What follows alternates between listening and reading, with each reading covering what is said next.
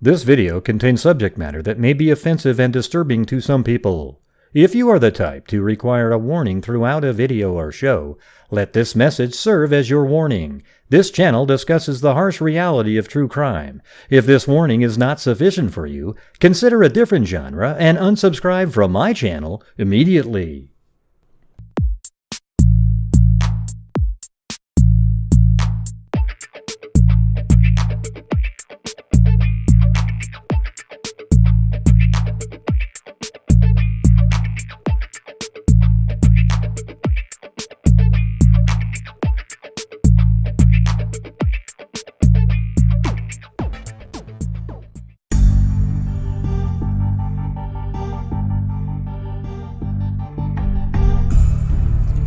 What's going on?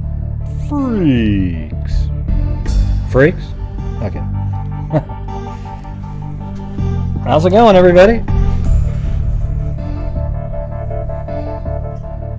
I put it on 10-second slow-mo. So that means if you are... Hey, Audra, how's it going? Yeah, that means if you're on... Well, they're slow-mo, but it's 10 seconds. So if you're literally having to type it in 10 seconds, you probably needed to be on slow-mo, okay? Alright.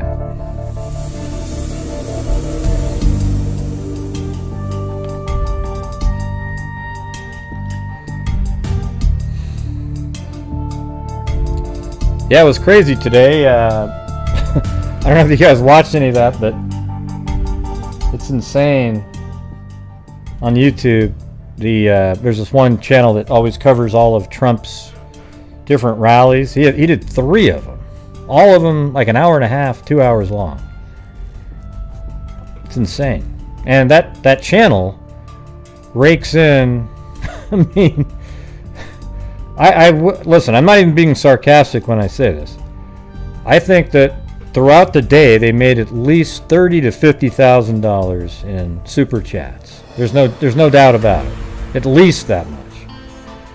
I think that's I think it's probably more like $50,000 in super chats.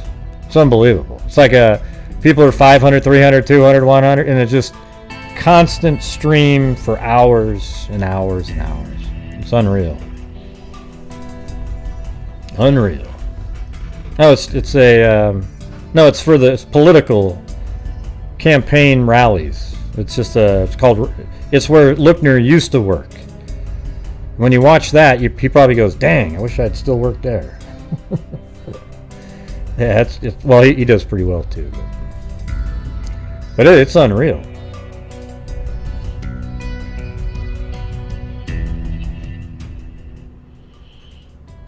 Anyways, I've got some random cases to talk about. One of them, I guess, is the Ricky case, Ricky McCormick. It's out there. It wasn't a big case at all until 2011. Hey, look at that. It looks like the same show. Look at that. Kit Kat and Barbara Smith.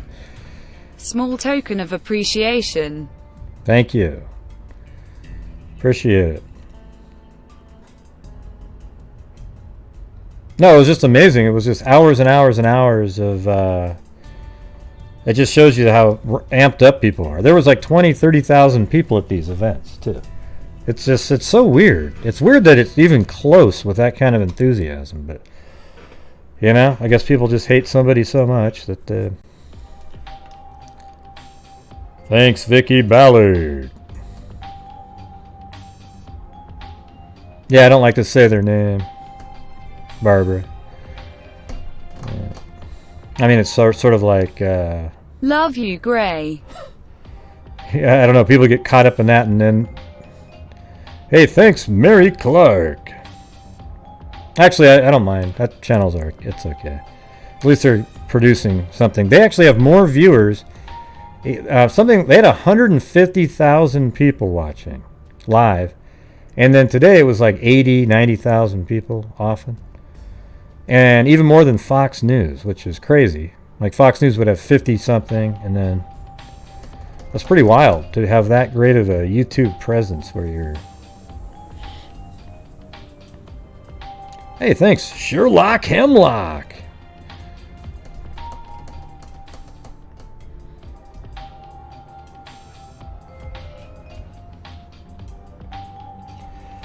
Yeah, the cases I'm going to be talking about today, they sort of went into a rabbit hole, but I actually wanted to do a different one first.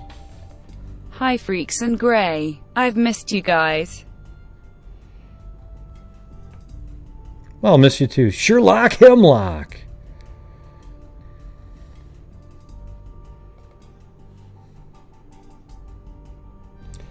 Yeah, so the other one was one of the ones I brought up yesterday for just a couple minutes. Rosaly Rodriguez.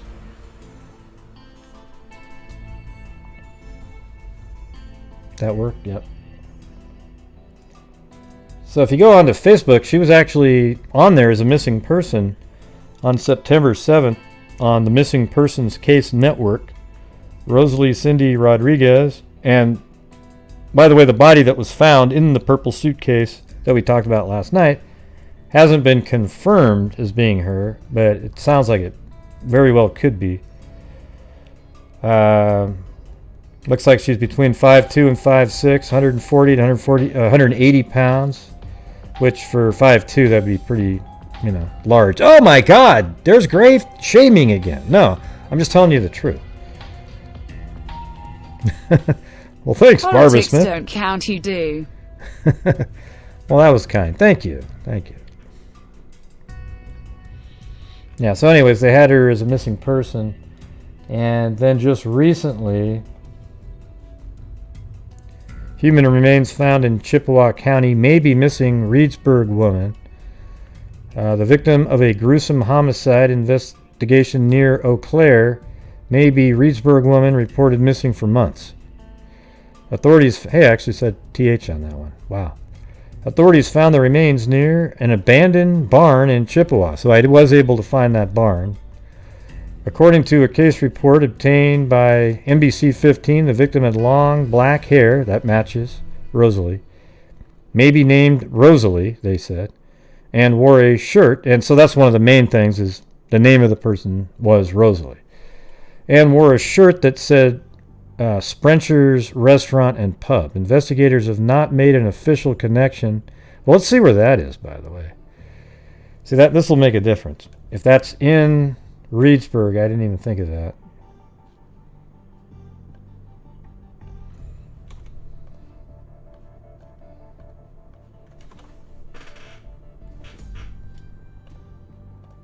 Okay.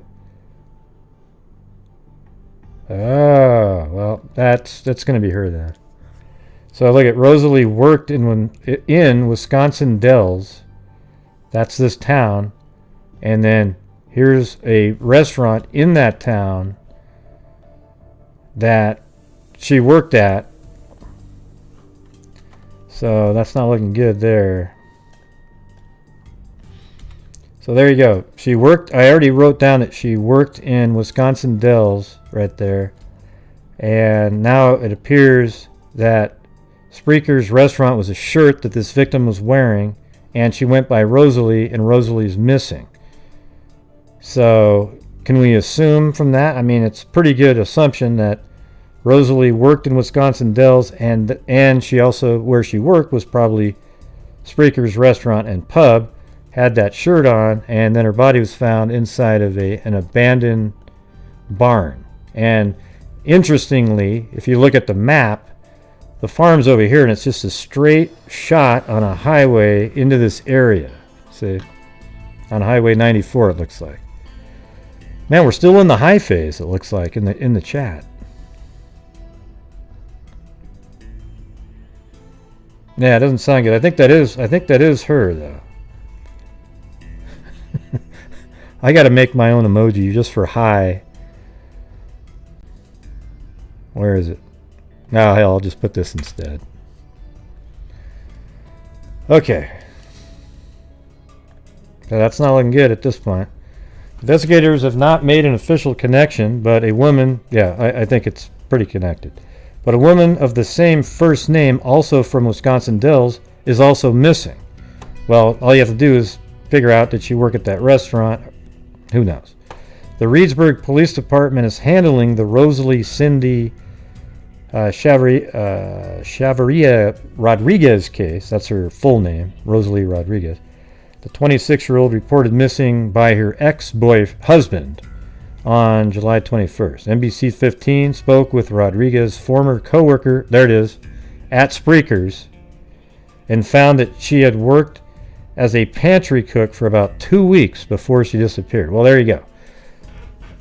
That right there, I think makes it 99.99% chance that is her, since they were able to determine her name was Rosaly, and she had a Spreaker's t-shirt on, and now we know that she actually worked at a Spreaker's, okay? Rodriguez had also worked at the Wilderness Resort, according to another former co-worker, and was believed to have returned to her home county of Peru. Well, that's interesting. I wonder who that person right there is, somebody that police want to be talking to, whoever said that. A former co-worker, and was believed to have returned. Let's see, Rodriguez had also worked at Wilderness Resort, according to another co-worker, and was believed to have returned. So who told that co-worker that she returned to Peru? And I think whoever told that person that, or, whoever, that could have just been a word of mouth, wherever that originated from is probably somebody the police need to be looking at. So I don't know if it was like somebody else that told that coworker, the whole telephone game, but sounds like somebody was spreading information. Oh yeah, don't look for her. She went back to Peru, right? NBC 15 investigates a gruesome murder investigation near Eau Claire that could have some ties to Wisconsin Dells. NBC 15's Michelle Beck is diving deeper into this for us tonight. And Michelle, investigators found a woman's body in a suitcase. That's right. They found the remains near an abandoned barn in Chippewa County last week.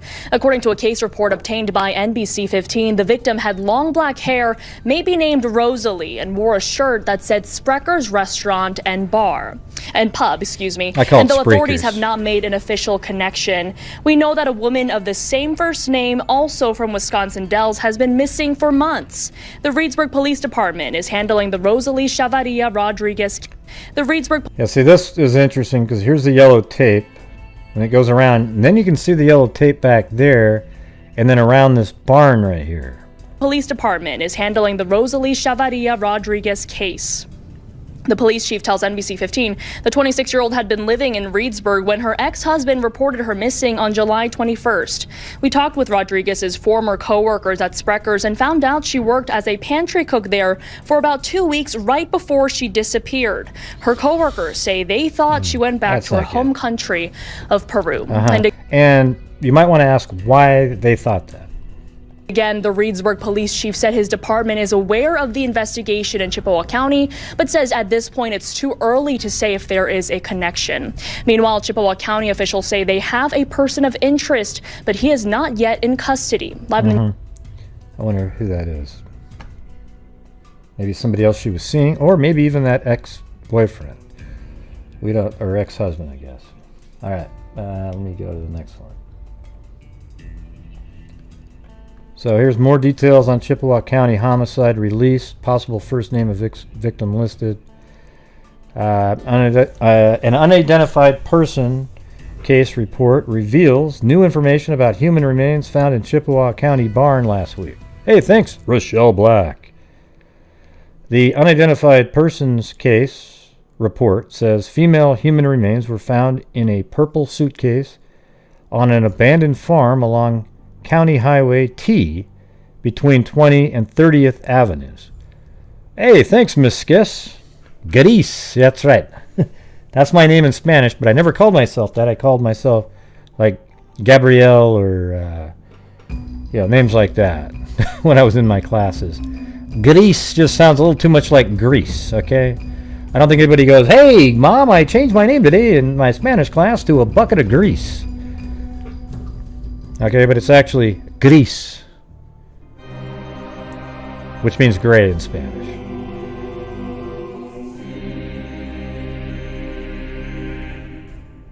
Free throwing kisses, growing heart, growing heart, growing heart. Wow, look at that. Like 10 mods in a row commented. Or 20. That's amazing.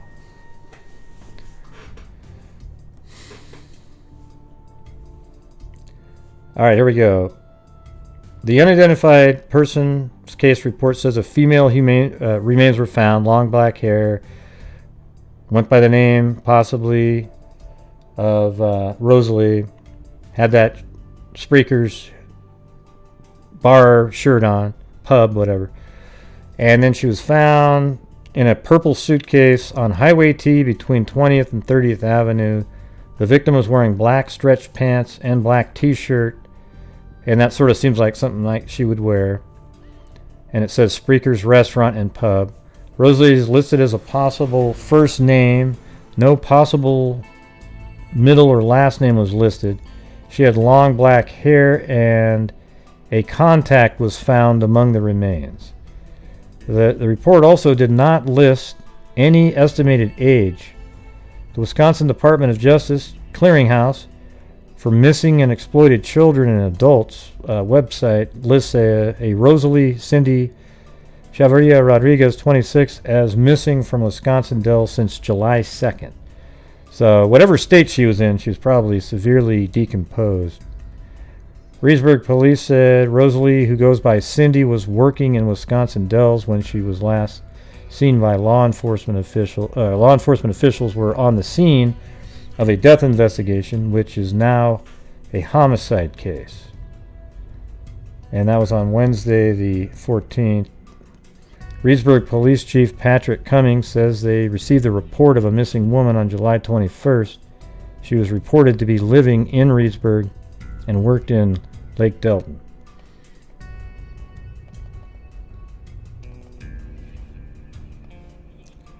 And this is a more recent. The female body that was found in the town of Wheaton last Wednesday was stuffed in a purple suitcase. That's according to a report from the National Institute of Justice. Our own Katrina Lim spent the day following leads in an attempt to find out who this woman was. Katrina, what do we know? Well, according to a report from the National Missing and Unidentified Persons System, or NAMIS, the woman was wearing black stretch pants and a black t-shirt that reads Spreaker's Restaurant and Pub, which is located in the Wisconsin Dells. Now, this is the abandoned farmhouse off of County Highway T between 20th and 30th Avenue in Chippewa County, where the body was found last week. As the Leader Telegram first reported, the woman's name is likely Rosaly. The victim has long black hair and a contact lens was found among the remains. The Reedsburg Police Department near the Dells confirmed they took a missing persons report of a Rosaly Rodriguez on July 21. However, authorities do not have a positive ID yet on the body. The Reedsburg police chief says Rodriguez was working in Lake Delton and living in Reedsburg. Okay, thanks, Katrina. Last week, Chippewa County Sheriff Jim Kowalczyk told us there is a person of interest, but there is nobody in custody at this time. We reached out to the Chippewa County Sheriff's Office today for new details, but have not received a response at this time. The female body. Anyways, I did find it. It's right here, but you can kind of see, look at that Highway 94 going right from that town. I don't know if it's always, yeah, see 94. Looks like it's a interstate. And it goes right through Eau Claire. And then, just some maneuvering, probably driving around looking. I don't know if this was something that was planned out first, but it's interesting that it's an abandoned barn. But it's got a lot of stuff on it for being abandoned, right? But you can see it's abandoned. I mean, look at that. Looks like garbage. I mean, if I was the police, I would check this entire property for other bodies. It just looks like an absolute hellhole there. So you go in here, and this is exactly what they were showing on the news just now in one of the shots. The female body that was found in Rosaly, yeah, right there. The victim where the body was found last week. See, there's the broken boards. And what's cool about the street view shot right here is it's actually just from August last year. So it's only a year old. But apparently she was found somewhere around in this area. They have the yellow tape goes around this building here.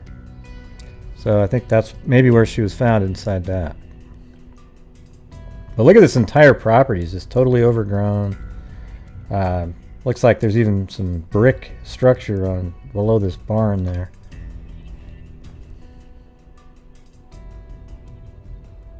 Thanks, Stace.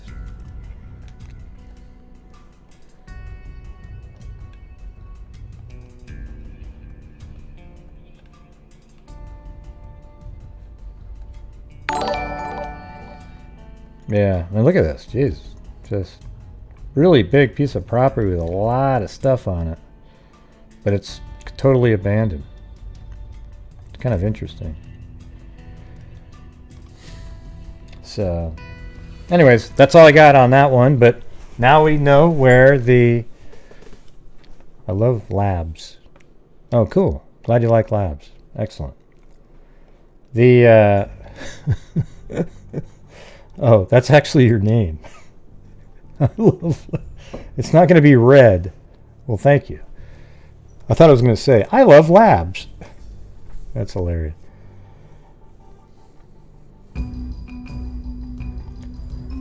Hey, thanks, Sherlock. Hemlock.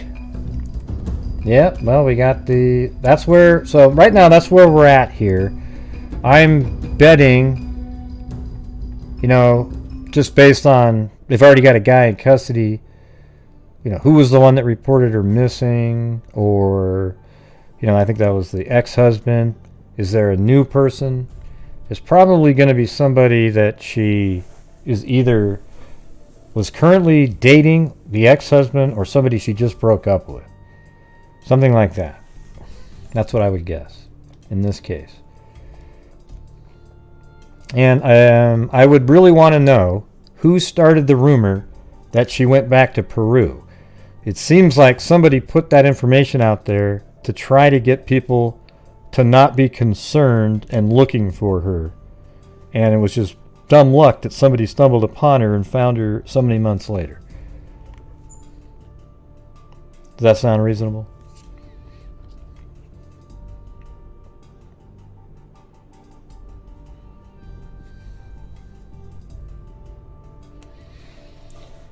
Okay. So now we are going to move over to a couple more of these Florida cases. But then they sort of led off into these rabbit holes a little bit. Yeah, and then at the end we'll get to the Ricky McCormick case. Now, one of these cases we're about to talk about is really frustrating to me. So I found some of the newspaper articles related to them, and then also, you know, that a couple of these were actually on that Unsolved Mysteries shows again, so they have like a write-up on them. Oh, Florida's great. You just got to know where to go, Zozo. It's the pit bull of states, I guess. Authorities are searching for a convenience store clerk who disappeared. I mean, how many of these have we heard about, by the way?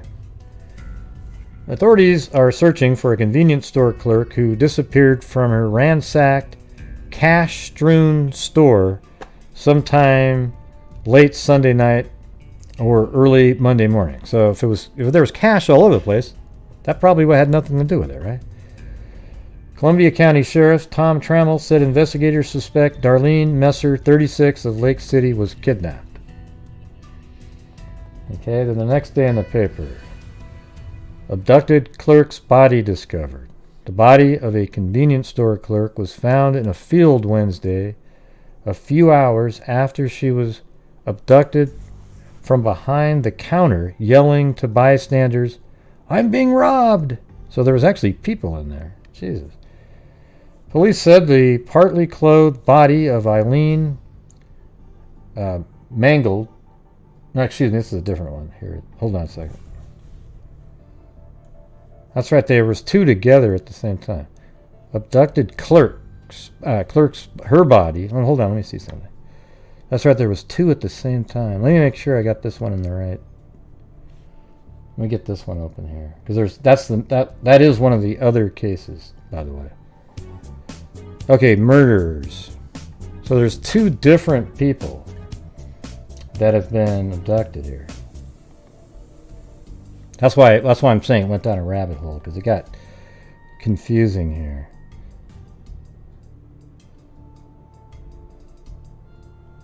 All right, see down here. Mangold this is another abduction, by the way. So Mangold was abducted Tuesday night by a blonde, curly-haired man about 6 feet tall, police said. The man demanded money, then forced Mangold into a car with him, said Hillsborough Sheriff's spokesman Jack Espinosa. So that's a case with the last name of Mangold. Okay, she started yelling and blowing the horn. I'm being robbed, Espinosa said. Meanwhile, the search continued for a convenience store clerk abducted in Lake City early Monday. So there was 2 people abducted from stores, both clerks, and they were both abducted. Authorities think Darlene Messer, 36, was kidnapped during a robbery at the Suwannee Swifty store where she worked. All right, so this is back in 1989. And then we get to this article. Police in 2 Florida counties hunted Thursday for the killers of a pair of convenience store clerks found dead hours apart. The body of Darlene Messer, 36, of Lake City was found Wednesday evening in about 6 inches of water under a bridge near Lake Butler. So let's see if we can find that. Lake Butler, Florida.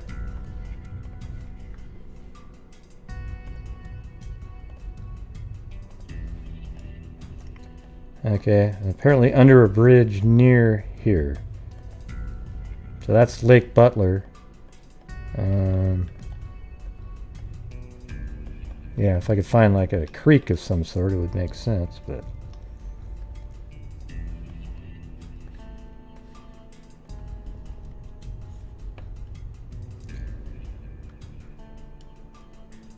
authorities and witnesses said, that's what they said. And then she had a bullet wound in the back of the head. Columbia County Sheriff Sergeant Jim Wells said he spoke with Hillsborough County officials about the murder of Riverview convenience store clerk Eileen Mangold, 51, a single mother who worked at the store near Tampa as a second job to buy school clothes for her 12-year-old son.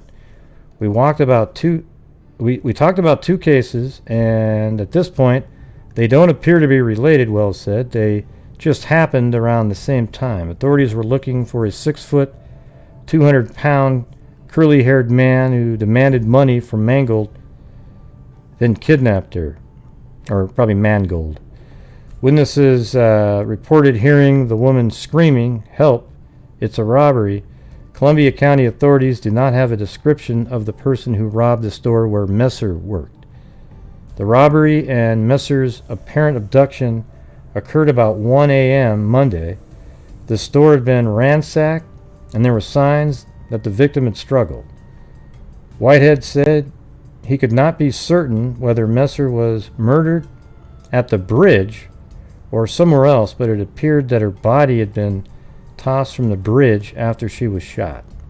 Messer was the lone clerk on duty during the robbery of the Suwannee Swifty, the chain based in Quitman, Georgia, as they're offering $5,000 reward. About 14 hours after the abduction of Mangold, Hillsborough detectives discovered her body about noon Wednesday, 5 miles from the store.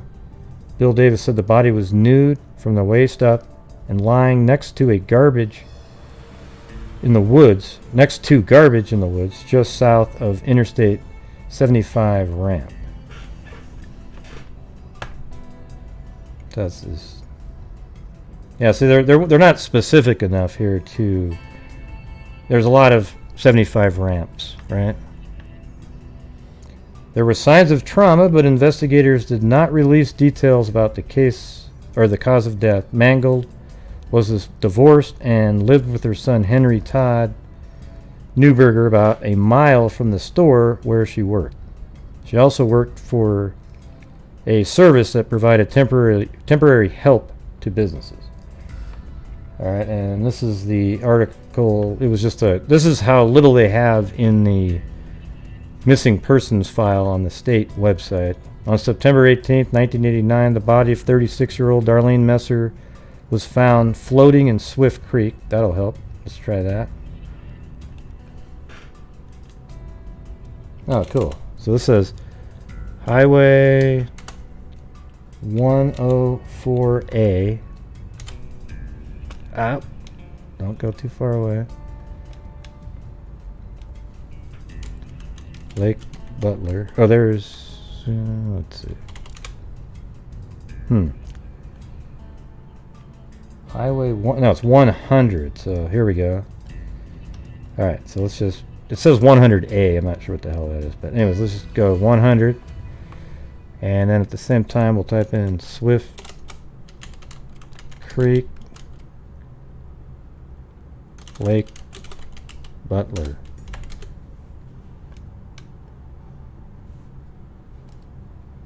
Okay. Swift Creek. Okay, so it's probably around here. Is that still 100? It says 231. That's 100.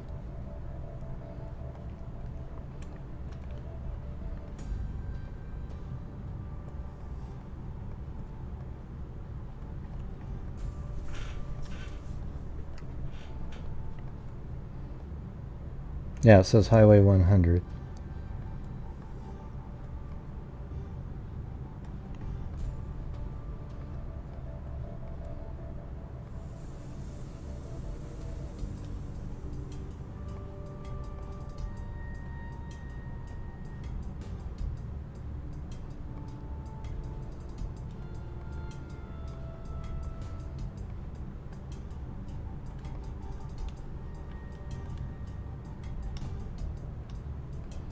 I bet that's it right there. And that yellow, that line. Highway in Union County. So let's see if that's Union County right there. That's Columbia. Union. That was right on it. I mean, look at that. It's like, God, is this... I just have a feeling this is it.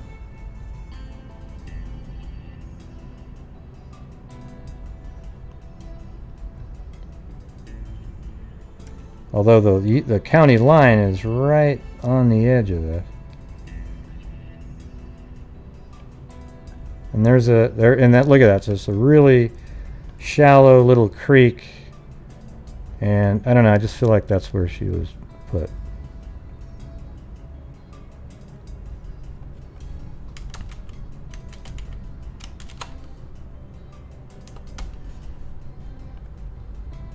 Even though that's in the other county, if you go by this line here, maybe that's just what they thought. You know, they weren't really like, 10 feet over the line, Let me just scan down this one last time here.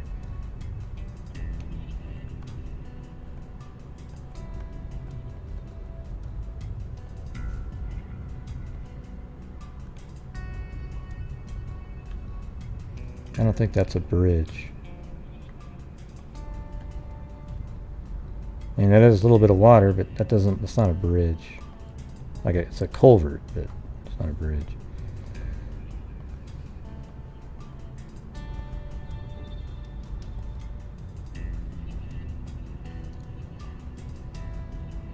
You guys having fun shooting through this?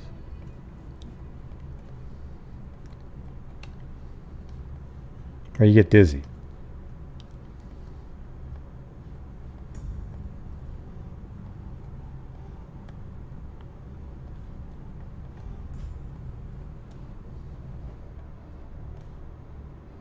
Ah, well, here you go. There's another bridge. This one could be it too. So I'm glad I checked again. This one might make more sense.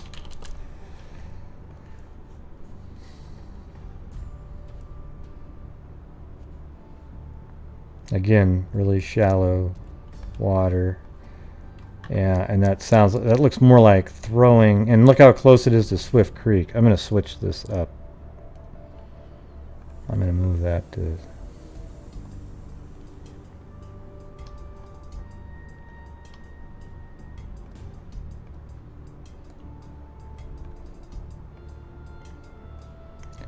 All right.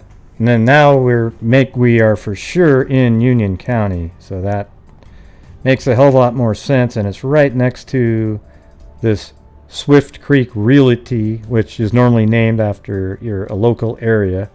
And then here's this bridge and a creek, and it just makes sense. All right. So there we go. We've got that all locked in. Feel pretty good about that. The victim had blunt force trauma to the head. She was last seen alive on September 18th, 1989 in Columbia County, Florida.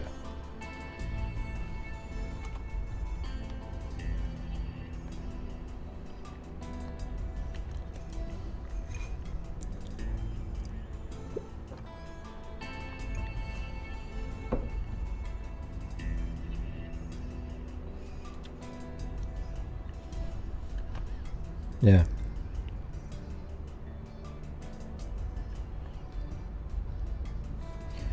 All right. So then there was another case mentioned in this underneath her, right? So then I go over, and then there's hold on. Man, now it's hard to even remember which one was which because there was so many.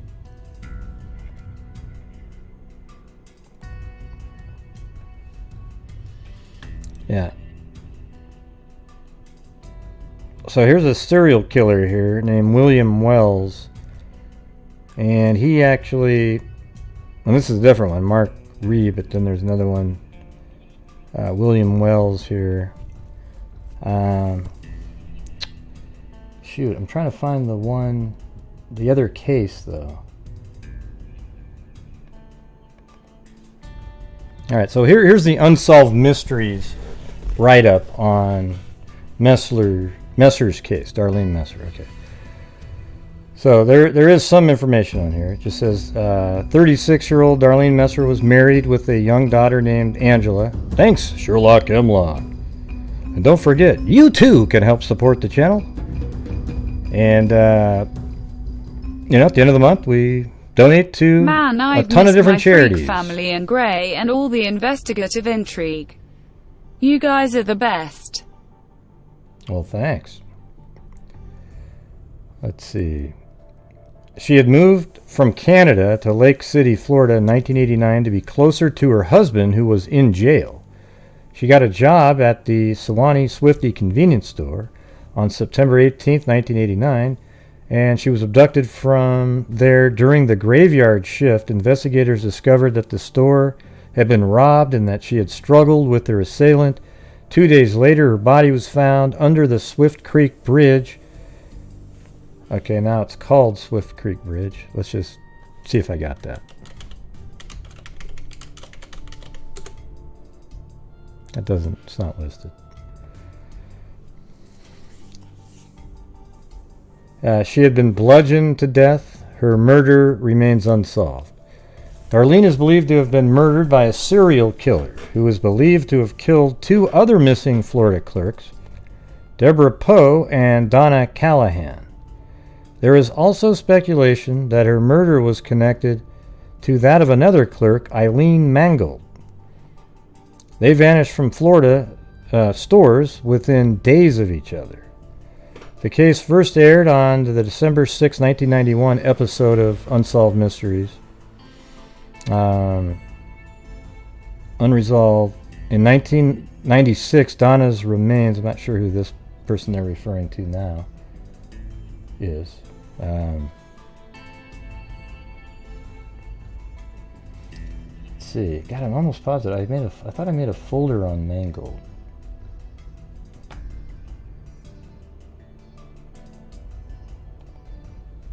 Oh, there it is. Eileen Mangold. Okay. So here we go. This is Eileen Mangold's case. So the other one that was mentioned during that same time, Eileen Mangold did not go gently into that good night. Old age should burn in rage at close of day. Oh wait, it doesn't say that. Kicking and screaming, the 50-year-old clerk fought the man who was kidnapping her, but pleas to a small cluster of stunned witnesses did not help. Early Wednesday morning, Miss Mangold's body was found along a busy Highway 14 hours after she was robbed and kidnapped from a convenience store where she worked. The man was still at large Wednesday night. I had a bad feeling about this one from the beginning, said Hillsborough Sheriff spokesman Jack Espinosa, as he watched investigators hovering over her body Wednesday afternoon.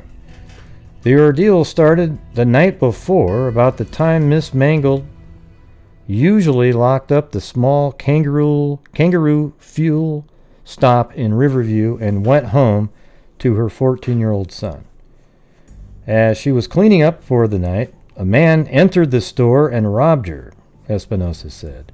He then grabbed Miss Mangold by the throat and pulled her. God, man, that's brutal. Pulled her into her own car, a station wagon, and forced her to drive away. As a group of surprised patrons watched, deputies would not say exactly from where Miss Mangold screamed, "Help! I'm being robbed, help!" She was screaming.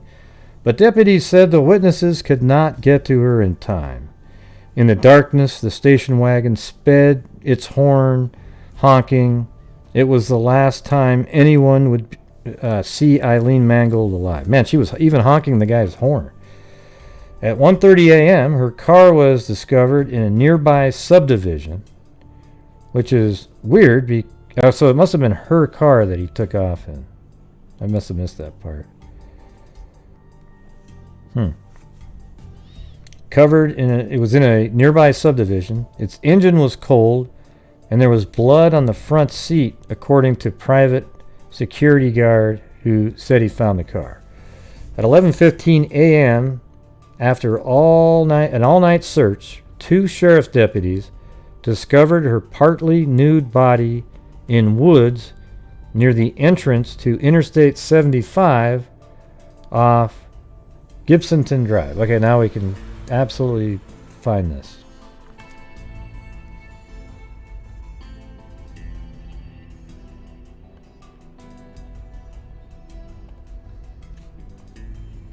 This is Eileen Mangold.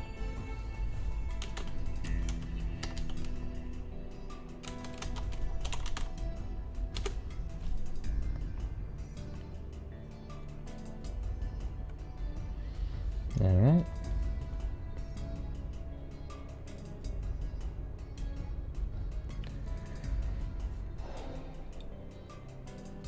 Okay, so it was 14-year-old. Started.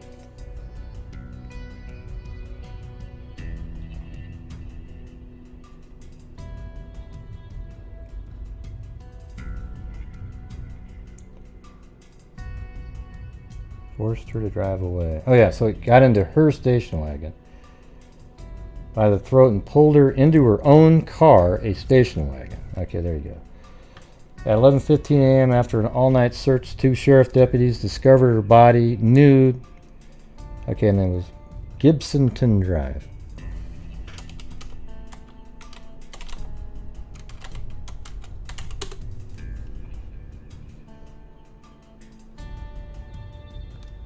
Okay, and then that's the entrance to Interstate 75. So the on-ramp, there's 75. Almost like the same thing truckers do. So I guess it could have been on this side. To be honest, it could have been like this. It just depends. I mean, we don't really know, I guess. The entrance to Interstate 75 off Gibson Drive. So this is Gibson. here and on this side, and you can get on going south this direction, or if you're over on Gibson Drive coming this way, you could go north. So they said a wooded area. Yeah, definitely. Here's the thing. She was either found here, likely right in this area, or in this area right here. Somewhere right around in there. Because that's the entrance going on to 75, Gibson Drive. We don't know which direction. So somewhere right around in there.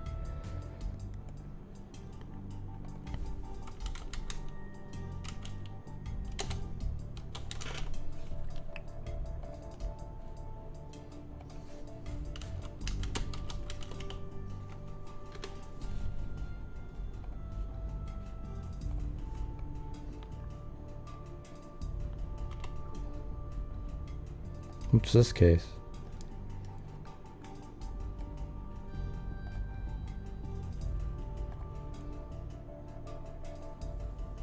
Oh, that was Bobby J. Long, serial killer. And that's where Win Thai Long was found. Jeez, look how close that is to where another serial killer dumped a body just 5 years prior to that. Jeez. This is nuts, everybody.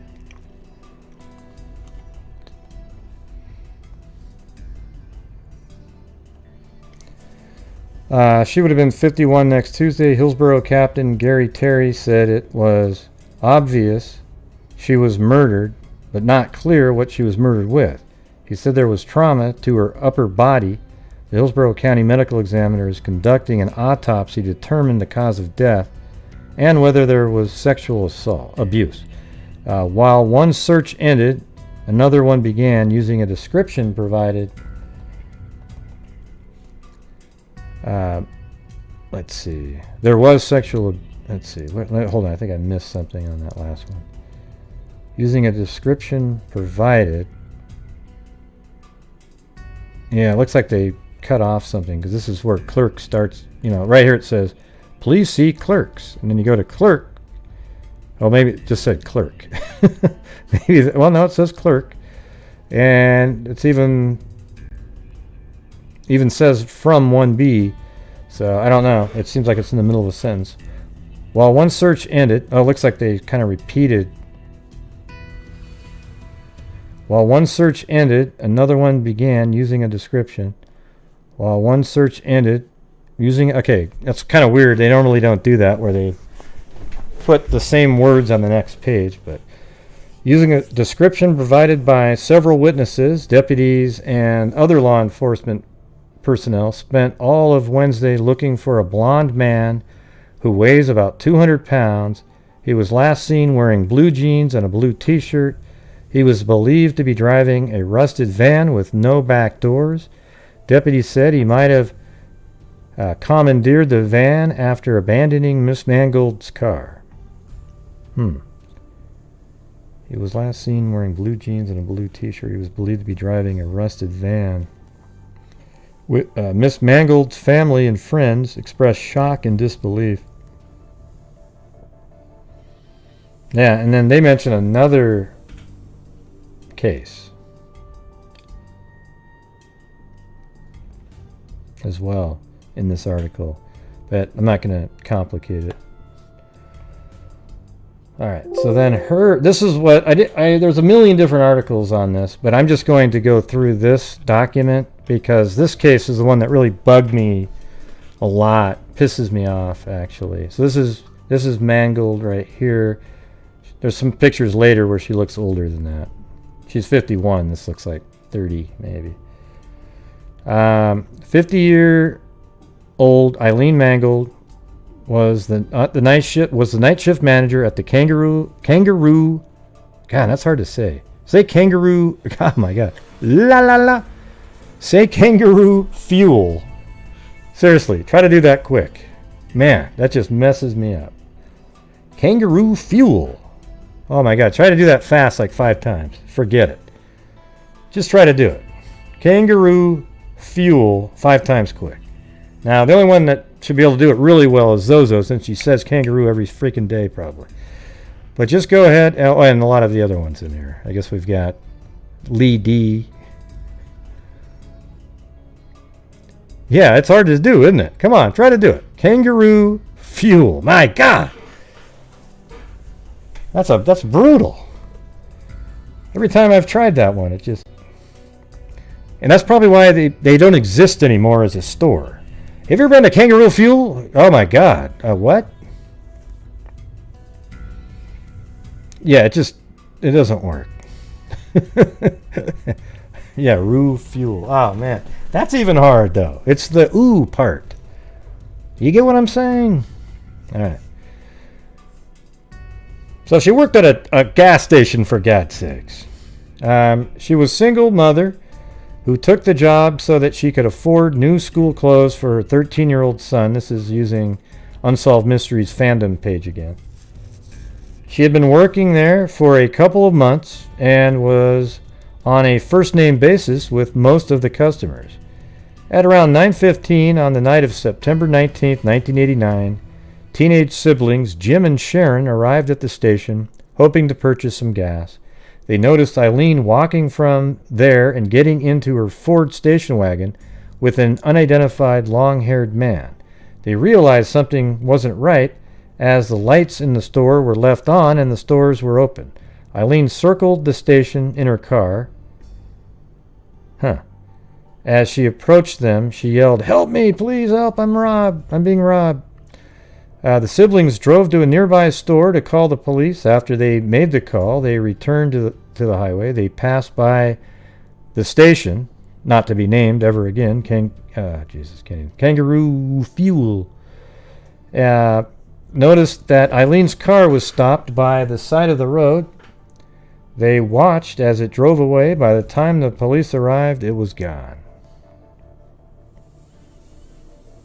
Yeah, I'm sure it is, Zozo. Sure it is. 5 hours later, Eileen's car was found abandoned in a residential neighborhood 2 miles from the station. Her torn and blood-stained blouse was found on the ground next to it. Oh, jeez.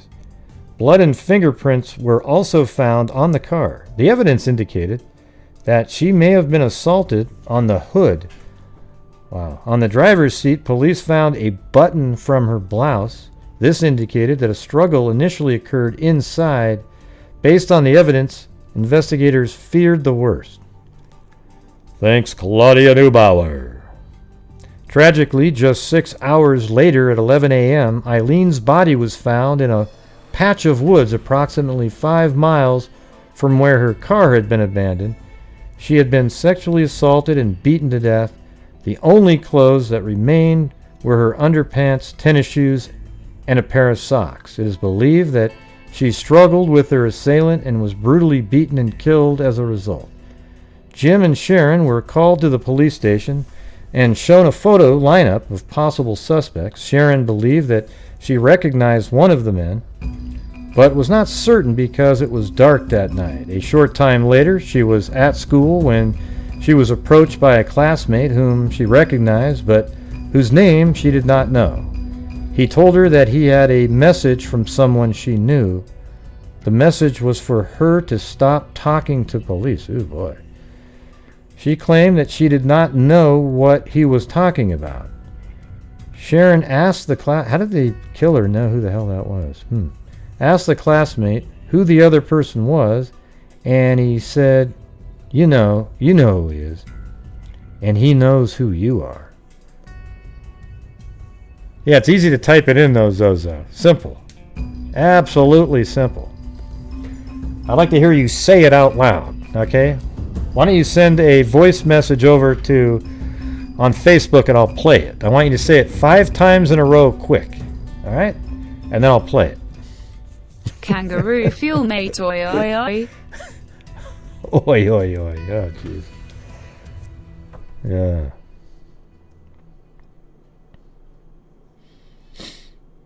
Nah, this is crazy, though. So apparently somebody knew her at school. He told her that he had a message from someone she knew. The message was for her to stop talking to police. She claimed that she did not know what he was talking about. Sharon asked the classmate who the other person was, and he said that you know who he is, and he knows who you are. Well, that's weird, right? Because how did anybody know that they'd seen them? I wonder if the killer asked the Eileen before he killed her and said, hey, who are those two kids you were talking to? You know, and got more information about them. He told her that he had a message from someone he knew. The message was for her to stop talking. Okay, he also said that the other person knew who she was, what she was doing, and where she was at all times, and she better not be by herself at any given time. Police later questioned the classmate, but ruled him out as a possible suspect.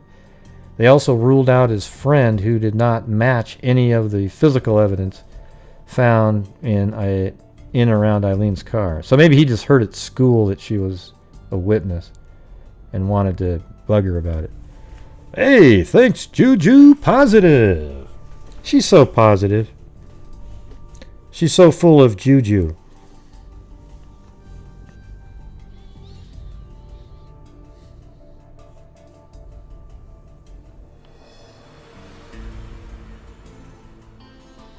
Police later questioned the classmate but ruled him out.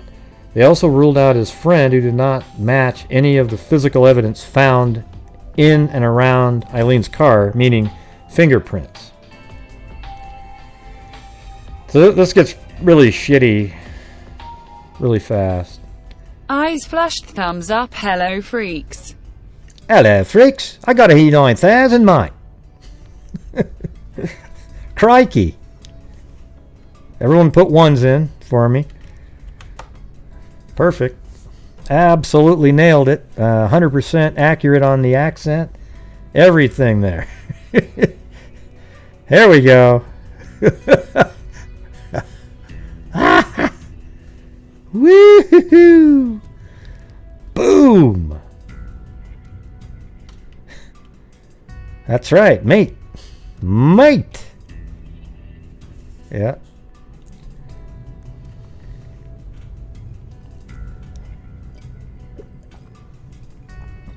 It's just, I don't know how long this is going to take for my nerves to get back together.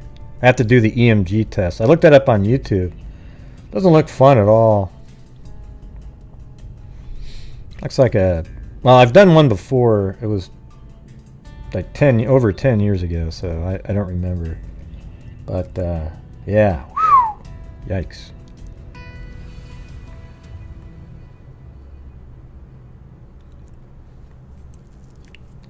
I don't think they're like horrific or anything. They're just not really. You get what it feels like. You know when you shock your finger on during the winter when you've got certain clothes on and you get the static shock that's really hard, like, that little hard shock. That's what it feels like the whole time.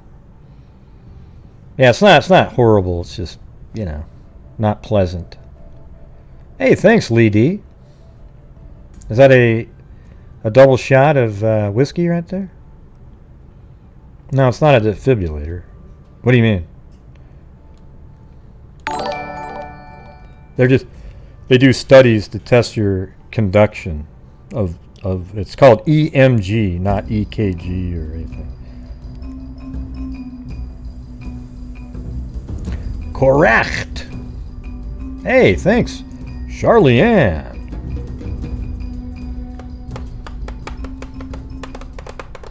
Tumbler glass, thumbs up. Yeah, that's what it is. It's a nerve conduction test. It's like, G probably stands for gram, for measuring. All right, so let's get back to this, though. Here we go. They also could not understand why her car stayed on the side of the road for several minutes before being driven off. Investigators did not understand why Eileen stayed in her car as the assailant robbed the station. Wow, so she was in the car, then went in and robbed the station? That's weird. They also could not understand why her car stayed on the side of the road for several minutes before being driven off. Furthermore, they could not understand why she was assaulted and killed in such a brutal manner. Her sister, Judith, does not believe that she would go willingly with someone unless they threatened to kill her or her son. But remember, no, I think that was the other case, right? I don't remember. This isn't the one where her husband was in prison. Huh. God, it's weird. It almost feels like it was like they planned it to make it look like she was being abducted, and then he really did kill her. Like, why would she sit in the car? I don't remember that part in the articles, though. Her sister Judith does not believe that she would go willingly with somebody unless they threatened to kill her or her son. She also suspects that another individual was involved, holding her at gunpoint from the back seat. Investigators believe that Eileen was killed by someone from Riverview area. They suspect that she may have even been familiar with her killer. See? Disturbingly, it was determined that she was killed for less than $100. Her killer has never been identified. The man believed to be Eileen's killer was described as around 30 years old, 6 foot and husky build. Police have questioned nearly 130 people in connection with the case. However, few leads have been developed. They believe that the killer was someone from Riverview. They believe that Eileen may have known him. Interestingly, police suspected that Eileen's murder may have been related to that of Darlene Messer, who was also featured on Unsolved Mysteries. She had vanished just one day before Eileen. So it says results solved, because watch this. In December 1999, a partial fingerprint, but it's not listed as solved, found on Eileen. But if I was the police, I would not be doing any more investigations based on what we're about to read. In December 1999, a partial fingerprint found on Eileen's car, the station wagon, was matched to 53-year-old Franklin Alfred Smith. He lived near the station and was a career criminal. So maybe she did know him because he came in there a lot. With convictions for aggravated assault, rape, and battery, investigators also learned that a man named Frank had visited the station and made unwanted sexual advances to Eileen shortly before her murder. When questioned, he denied knowing her or having sex with her. However, semen found on her blouse was matched to him through DNA testing. He was arrested and charged with first-degree murder in May of 2000. Smith went on trial for Eileen's murder. The jury was not allowed to hear about the lengthy criminal record. The defense focused on the eyewitnesses of the abduction, who described a man somewhat different from Smith. They pointed to another man who resembled the composite sketch and was, so the Denny suspect, right? And was previously a prime suspect. However, he did not match any of the evidence found at the crime scene. On May 20th, the jury deadlocked with 6 voting to convict and 6 to acquit. Some of the jurors stated that they did not understand why semen was found on her blouse, but not on other parts of her clothing and body. Well, who the hell cares? Okay? Why would you even see, that's what's stupid, is why are you questioning that? Who gives a shit? They found his DNA on him. All kinds of stuff can happen. Maybe the DNA was on her and it just barely got onto the blouse. Okay? And then when she was found, it didn't have it on it. It's just, this is what I hate about a lot of the times in the true crime community are people who ask questions like that. It drives me freaking nuts. Okay? They always do this. It's the same kind of thing. Well, God, why did he do, and it's like, I don't know. Why did he step with his left foot first? I don't really know. Yeah, exactly. Nitpicking. It's crazy. And this is why people get off now, because you got all these super sleuths that if you don't have every freaking little tiny question answered for him, oh my God, he's innocent now. Anyways, on May 20th, the jury deadlocked with 6 voting to convict and 6 to acquit. Some of the jurors stated that they did not understand why semen was found on her blouse and not on other parts of her clothing. Well, because maybe she only had her blouse on, you moron. As a result of the deadlock, a mistrial was declared. In October, a second trial occurred. Unfortunately, due to the discrepancies in the eyewitness testimony and jury members' misunderstandings of the DNA evidence, Smith was acquitted of murder. Okay, you know what? So, if I was the police on this one, I would never look into anything else in this case. It's solved. It's done. Everybody knows who did it. Unfortunately, the killer will never be punished for what they did. Okay? There is no doubt. His DNA was found on, his semen was found on her blouse. Okay? Now, explain another reason that would be there. And his fingerprint on the car. Anyways, geez, this just blows, you know. And look at it, go through basically all these, you know, it says in order, like man charged in tenure, Tampa slang. Ruskin man faces charge in 89 murder. Suspect arrested in 1989. Fingerprints tough to link to suspects. DNA open murder trial. Trial begins. DNA is the key. DNA not enough to convince juryman in murder. What is this? Oh, let's see what this one says. Convince juryman. What do you mean juryman? Oh, juryman is murder. What a horrible sentence that is. Jeez. So that's her right there, and that's the killer.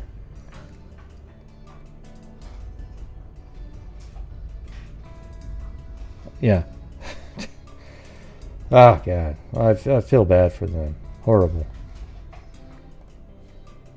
So you guys are probably just as angry as I am. What a ridiculous deal that is. And it all comes down to just idiocy by people, you know.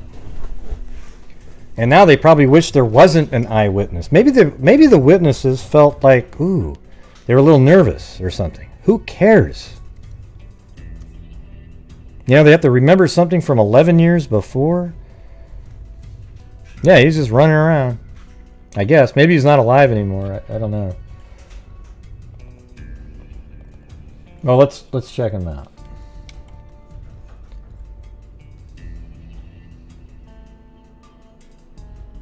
Frank Alfred Smith.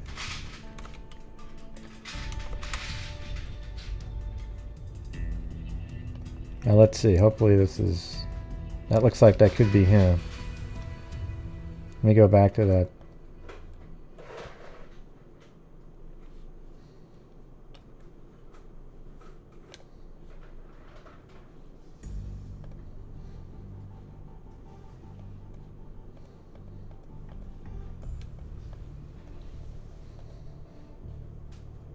Yeah, that sure looks like that could be him. He just has maybe I mean, look at he even has the downward frown thing. Ears are big. So it looks like he may have passed away this year in February. And I don't know if there's a ton of Franklin Alfred Smiths. It doesn't seem like it would be a lot of them.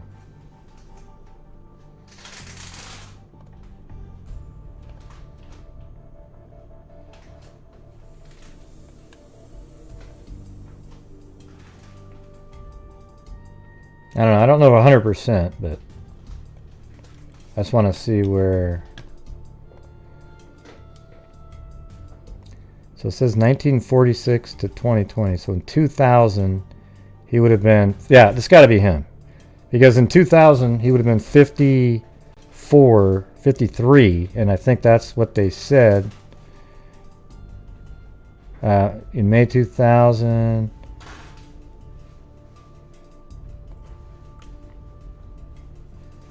Where the hell is that?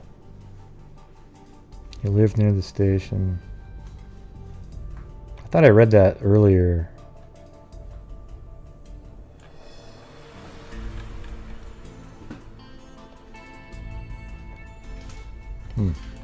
I can't find it, but pretty sure I thought I saw him say 53.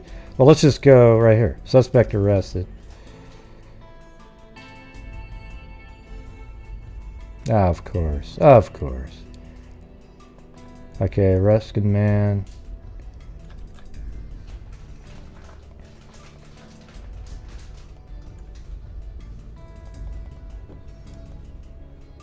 Yeah, 53 years old in 1999. That would be the exact same age he would be at that time. And actually, let's take a look at that picture there. Oh yeah. Yeah, that's definitely him. Yeah, there's no doubt about it at this point. Look at that. I mean, that's 100%.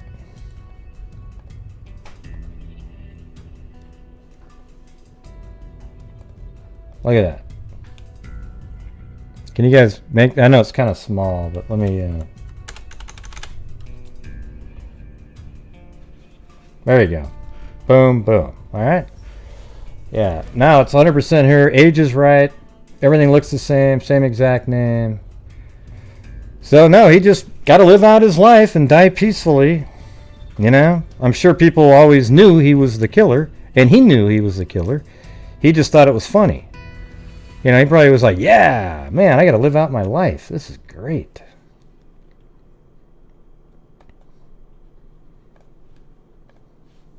And listen, and by the way, if you're a family member of his out there and you don't think he's a killer, you're an idiot, okay? Because he is. If you can give me another explanation why his semen was on her blouse, get back to me.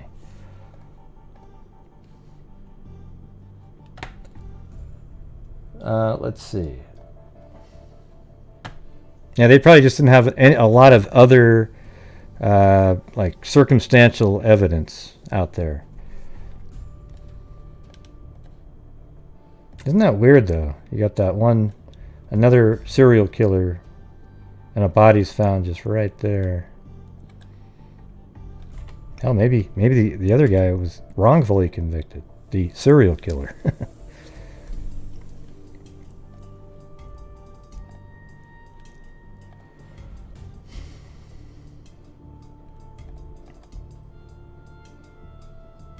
Okay, so we did Mangold, and then there was Deborah Dean Poe.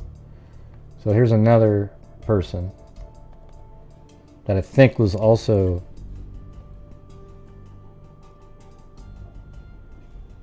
See, another clerk that's missing. See, and this is right around the same time, 1990. Oh no, not 1990. Hold on. Yeah, 1990, February 8th. Thanks, Julie.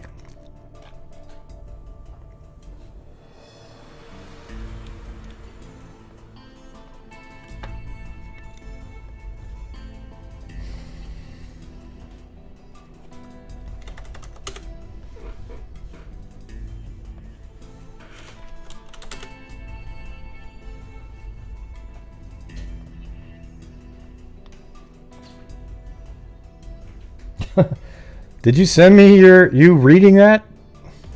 Hey Zozo, send me the damn you reading that gas station.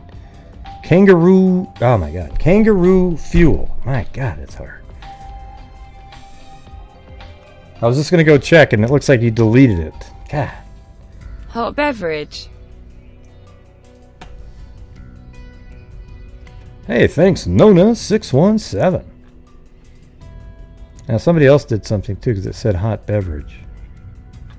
Oh, and thank you LM, missed that one. As in Element Open.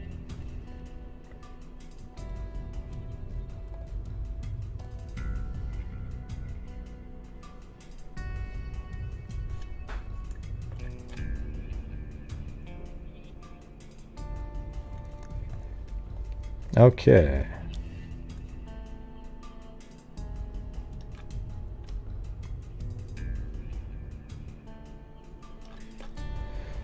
I don't know.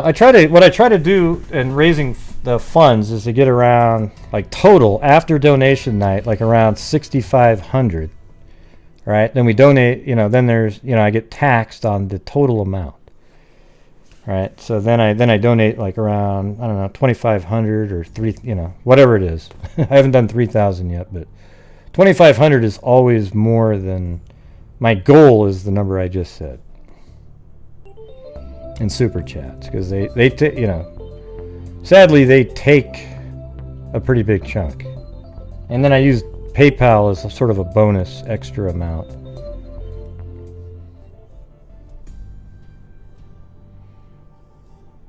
Did one last couple nights. Wait, what show is this? I feel like I'm on the wrong chats on the screen. Are we still on the air here? This is so weird. Oh man, this is crazy. Wait, hold on. What am I looking at here? Oh, that was last. Look at how weird this is, everybody. Here, look at this. See, this is like last night's show is still open to super chat. So I thought Nona sent one in, and twice, and that. Oh my God! Look how weird this is. Can you guys see this? Like this other chat's still sitting here from last night. I was wondering. Jay was like, "Thanks, bro," and then I'm like, are the donations still on track? And then I was thinking, well, I thought I answered that last night. Man, how is that possible? All right. Oh, and that's weird because it actually took it off the screen. Man, that's like UFO shit right there. All right, let me see.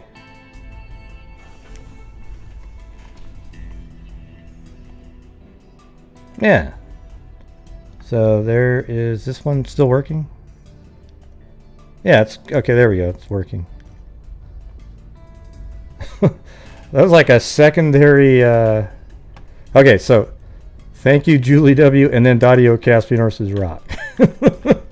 That was weird. How did that happen? You know what's weird about it, though, is it literally replaced on my screen. I don't know if you guys can't see what I'm doing. I do, but what I do is I take... man, that's... Watch. So on my left screen, I put the actual chat like this. And then in this area is where my well, I can show you. It's like this. This is what my screen looks like for me. You're just seeing duplicates because there's a camera on here. Okay? And then all of a sudden, right where this is, it got replaced with that old one. What are the odds of that? Anyways, we're back now. We're back, all right? The Gremlins. But hey, I was excited for a minute there. I was thinking, all right, look at it. These big super chats coming in, but no. Yeah, I don't think it was just this chat window.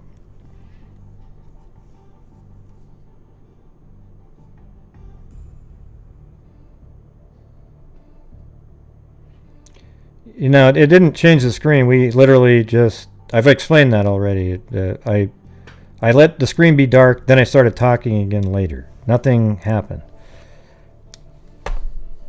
I ended the show right as you were sending that in. Like literally like a minute, just 30 seconds before, and then it finally closes down.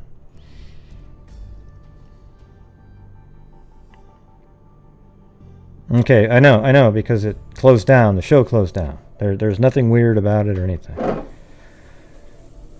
right. Well, thanks, Lee D. There you go. See, now it looks sort of like what it was looking like. God, that's embarrassing. I'm reading something I thought was from Jay Case.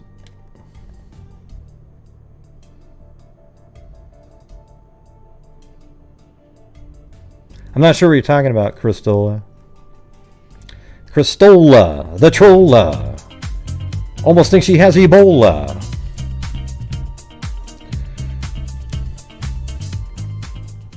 Tumbler glass, tumbler glass.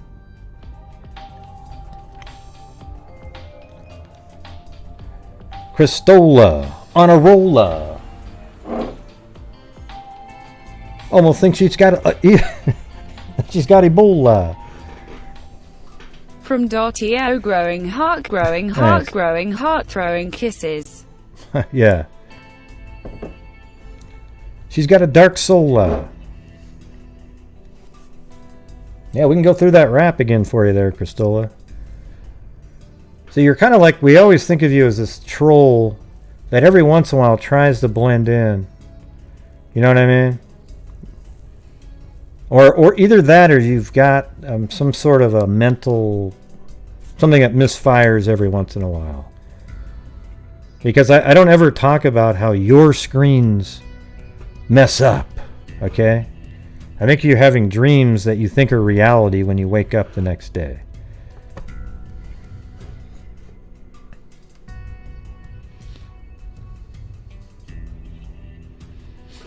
I gotta fit Crayola in there too. Yeah, gotta fit that in. Yeah, self-controller, like that one.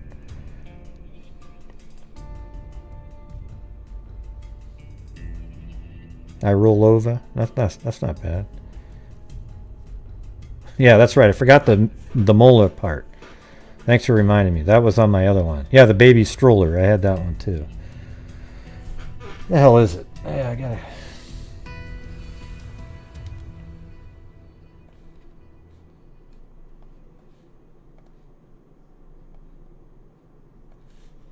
I will find it one of these days. Hey, there's J Case right there. That's hilarious. Yeah, I did check the 70. I think it's like 75% are female that watch this show.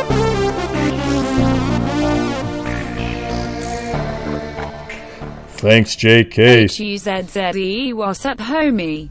Here I am. What's up, ER Marily female audience? Freaks. I'm mental. You're mental. No, I am. I thought you were asking me a question because the window from the end of last night's show was still up on the screen. Yeah, a little bit, Cristola, because you're always making little dig type comments and nobody's even talking to you. So once you stop doing that, maybe you'll just fit right in. It'll be great. Yeah. You're always sort of on watch by everybody.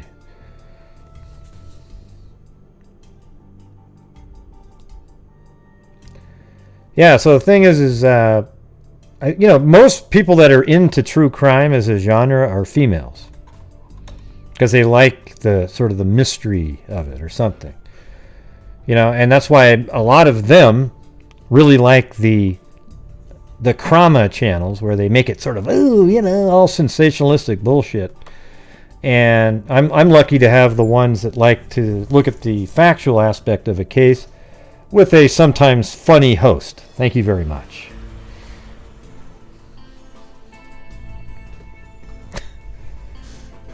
Yeah.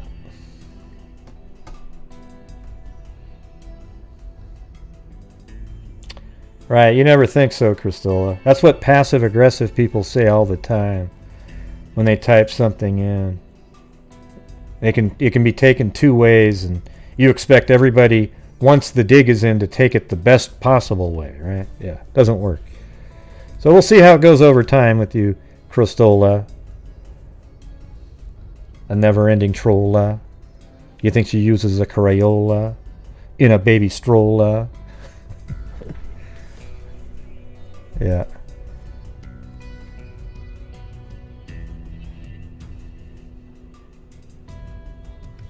There you go. I gotta drink a 50 Jack and Cola to deal with Cristola. It's like a broken molar. I'm in my stroller with a Crayola with it. I gotta have the beat going now. Dealing with Cristola. I need to drink a 50 Jack and Cola. No granola. In my stroller. With a Crayola.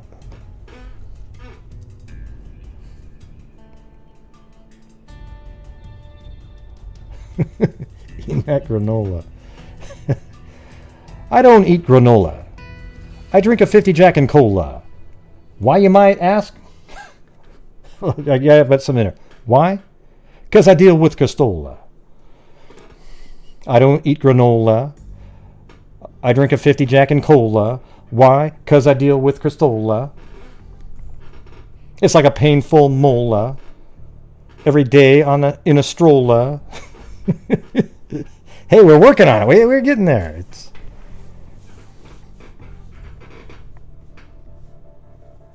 I've never chatted about fush before. Yeah, we're just teasing you here, Cristola. Just try to realize some of the stuff you type in. It's a little right on the edge. You know, it seems like you're trolling people. Okay. All right, cool.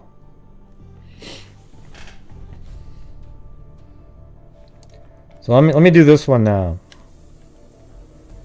About 80 searchers came for about 80 different reasons. One had a dog he thought could help find missing convenience store clerk. Here's another one. Deborah Poe, a retired space industry worker with heart trouble, decided to take his daily stroll by joining other searchers near the East Orange County Circle K, from which the 26-year-old clerk vanished. One searcher had the most compelling reason of all. Maybe this is a theory, maybe this is just a hunch, but I feel she's not far away, said Alvin Poe, Deborah's father. I feel like the answer is out there, somewhere out there. But searchers didn't find a clue. The volunteers, including a busload of 40 sailors, met in the Gold Enrod Grove shopping center and covered 3 large overgrown or orange, I thought it was a space there. Orange groves. Oh man. Orange groves before stopping about noon. Only a black snake turned up. Riggs Gay, the Orang County major crimes detective assigned to the case, tried to keep order among the disorganized searchers. He too had his reasons for coming. Anyways, so she's missing at this point.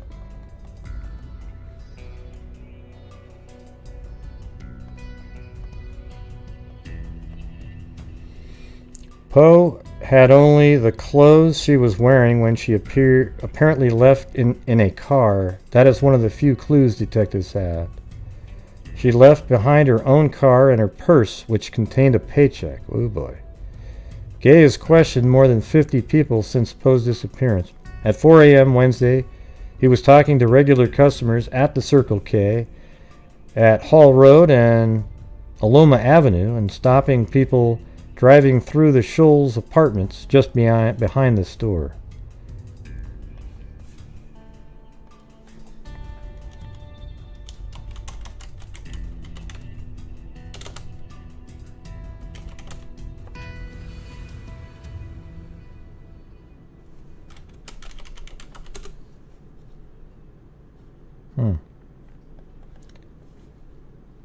Bell Shoals Barbershop.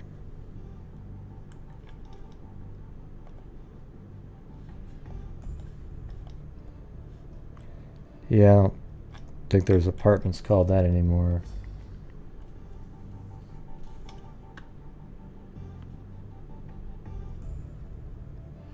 That's cool that you got your own rap song, but if you type the rap song in, look out.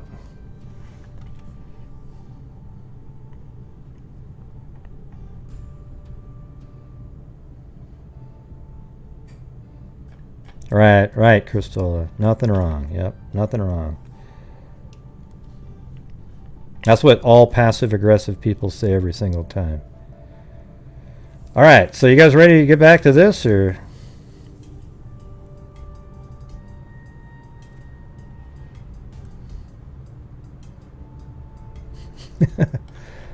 Yeah. Right.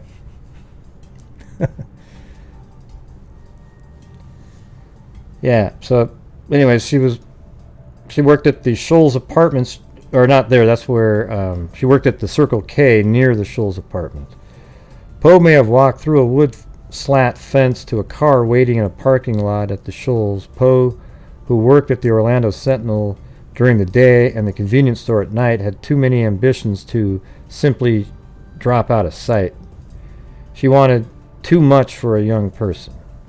One of the things Poe wanted was a house. She had been shopping for one in Volusia. So anyway, she just went missing. And this is one of those ones where Charlie Project actually has, these are pictures of her.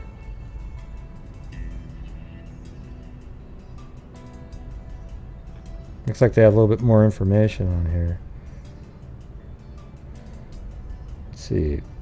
Poe's boyfriend, Scott Laggy, said men, some of them drunk, frequently bothered her while she was working the night shift at the Circle K. And he'd been concerned for her safety. A naked man came into the store about 2 weeks before her disappearance and climbed over the counter to get her. He chased her around the store, a few times, and she ran outside, and he followed her. Then she went back inside and was able to lock him out. Wow, how freaky would that have been? Laggy had begun staying with her during the night shifts to keep her safe. He last saw her in the store at 1 a.m. the night of the disappearance when he came by to check on her. She was fine at the time. A friend who drove by the store at 3 o'clock a.m. saw her standing behind the counter.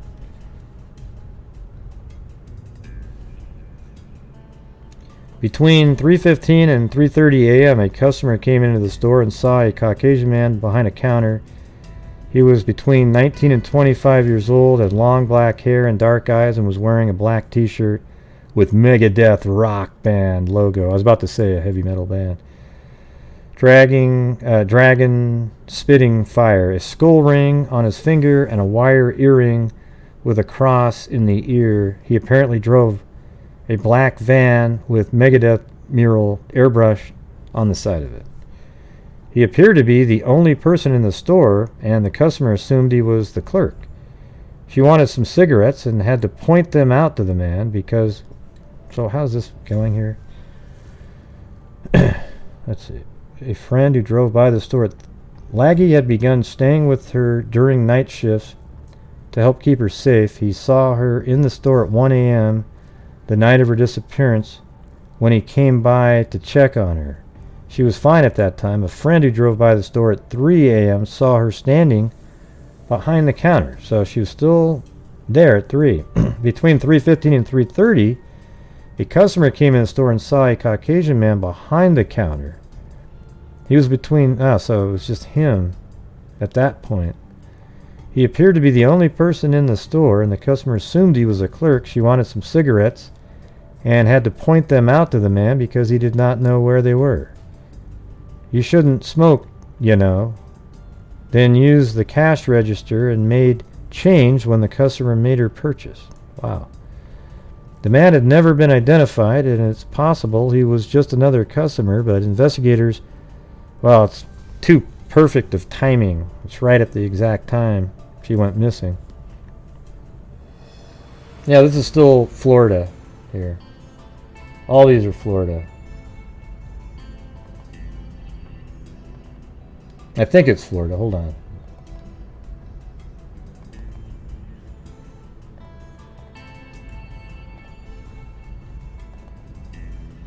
Yeah, Orlando. Poe's store was discovered unoccupied at 4. Let's see. This man was never been identified. A sketch of the individuals posted with the case summary. So that's what he looked like. Kind of a rocker type guy. Poe's store was discovered unoccupied at 4 a.m. when a regular customer found it unattended and called police. A cup of coffee and a carton of chocolate milk were on top of a stack of house plans on the floor behind the counter. Her car was undisturbed in the parking lot. It's almost like there was 2 people there. One took her away and then one stayed behind. Or something like that. Or she was already in a van behind the store or something, and he was in there robbing, but then he pretended to be working there or something.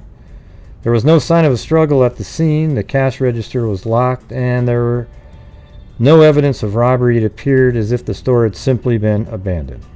Tracker dogs traced posts sent to the rear of the store over a wooden fence and to a road where they lost the trail, which suggested she got into a vehicle.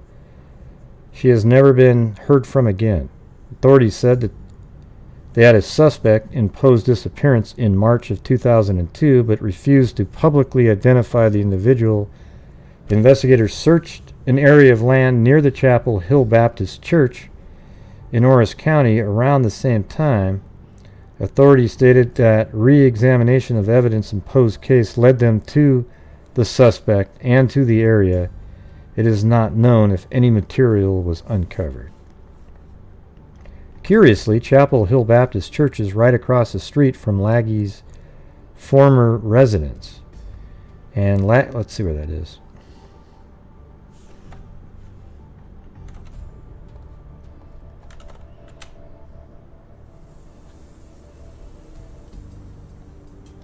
Okay, so apparently she lived right here. Oh, wow. I wonder if they think maybe it was,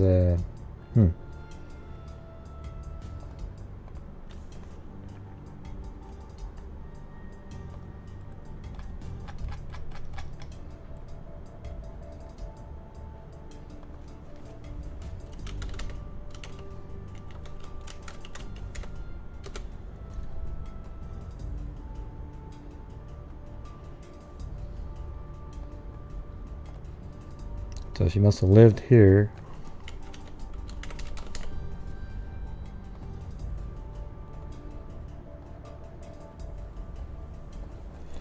Area search 2003. So now, what town is this? So if she lived here, let's see, this is Orlando. Let's see where Circle, there's probably a million of them.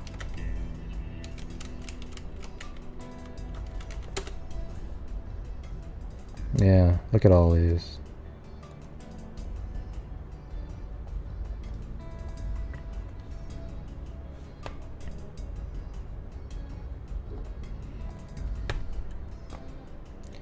He has not been identified as a suspect in Poe's case and passed the polygraph test about her disappearance.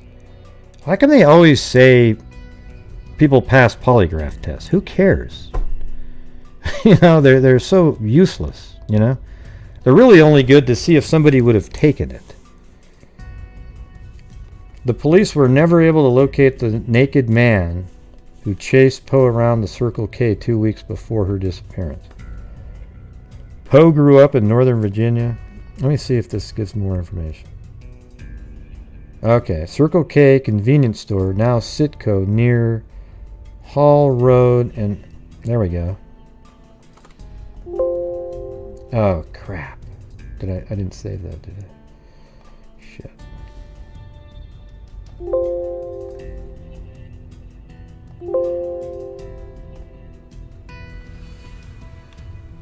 Looks like we're gonna lose Google Earth just for a second.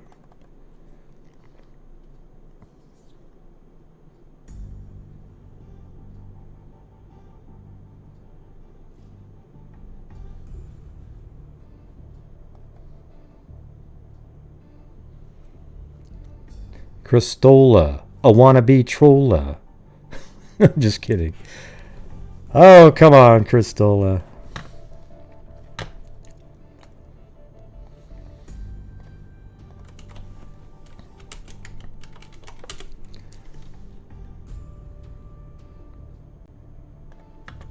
Okay, so now we're in the area. God, did I lose the freaking...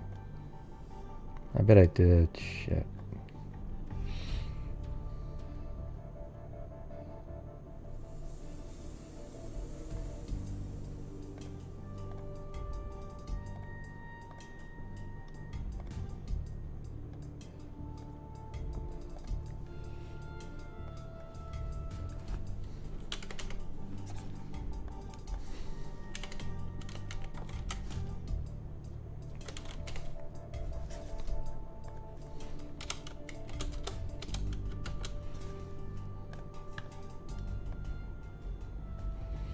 Okay, now what was the name of that?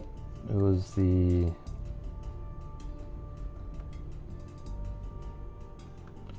Chapel Hill Baptist Church. Well, first let me mark this.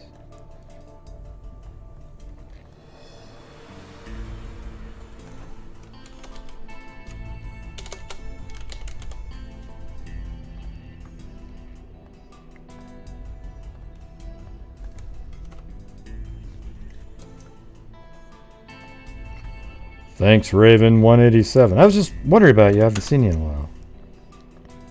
How's the drone stuff going along?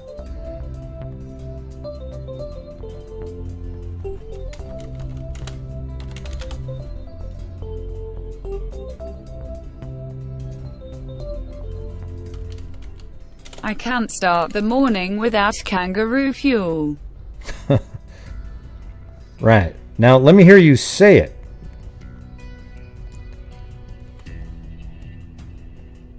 Okay, so look how I was close. She worked at this. It's not a Circle K now. It was a.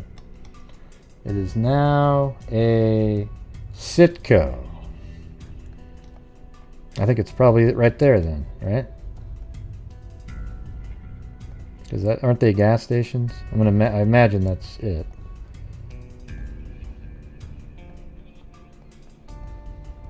Yep, there we go. So that used to be a Circle K, and then they searched all the areas behind here, but it looks pretty full now, but I bet if you go back to 1994, well, that looks pretty full, but it's 5 years before this, so we don't know. We're not going to be able to know. I doubt this was all blank, though, just 4 years prior. So I guess they were checking some of the woods around here at that time. This area over here is quite a bit different. Watch this. I mean, man, that's wildly different. There's a highway there. Now there's another one going off like this.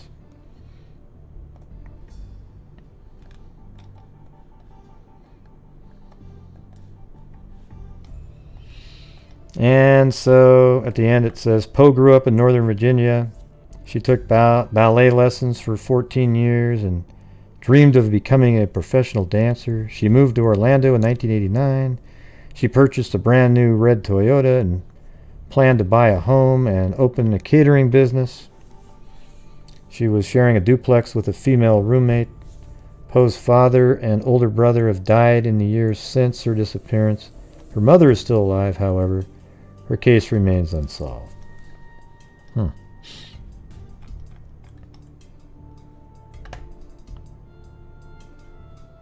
She's pretty.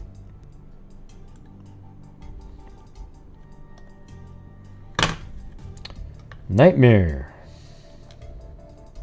One of these times we should send in a donation to these guys. They do good work. The Charlie Project.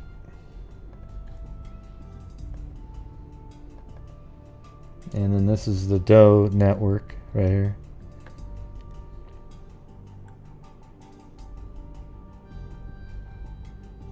She's just barely older than I am.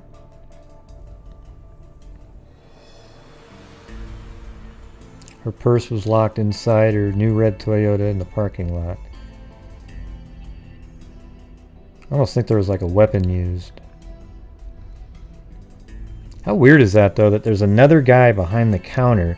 I mean, that could have easily just been some guy that came in, saw that there wasn't anybody there, but I mean, it's right at the exact time that she went missing.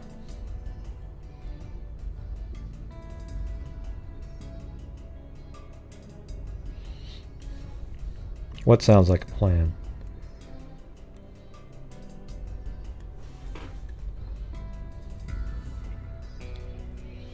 Yeah, I don't think she's still alive, so, you know, on stories like this, I mean, we could all go through all this stuff. Yeah, 5'2", 100 pounds, you know, so she was really tiny.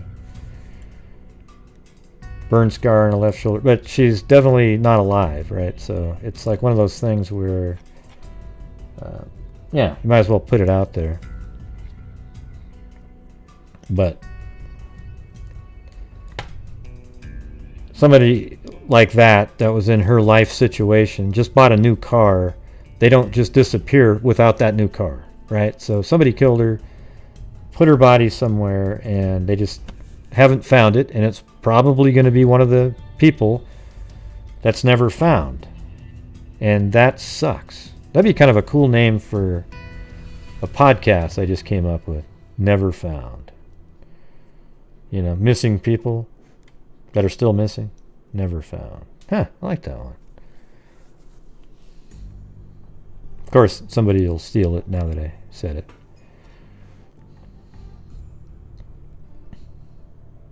The Never Found Network.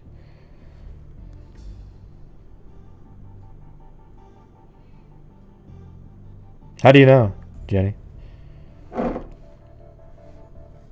What if it was just some young sort of rocker kid that went back there? It's hard to, you can't just make a definitive, statement like, another customer wouldn't use the register. Well, how do you know? I mean, people do all kinds of weird shit.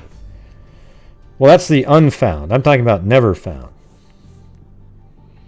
There's already people that have unfound. I wouldn't copy. I hate when people do shit like that. Like I actually have 3, let's see. The scene of the crime, somebody made another scene of the crime podcast name right after we did. Don't you think that's just nuts? Like, who the hell would do that? There's already one called Unfound. Or Unfound Network, or whatever the hell it is. I wouldn't even use that word, to be honest. I think it'd be stupid. Copy somebody else's? Yeah, that's ridiculous. Let's see.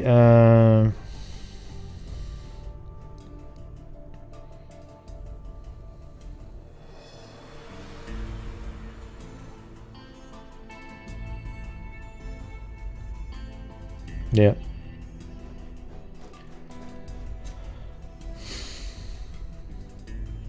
Yeah, I guess it would be like you'd almost have to cover the cases that are so old that they most likely will never be found. Yeah, there you go, trace elements. You missed our wrapping writing earlier.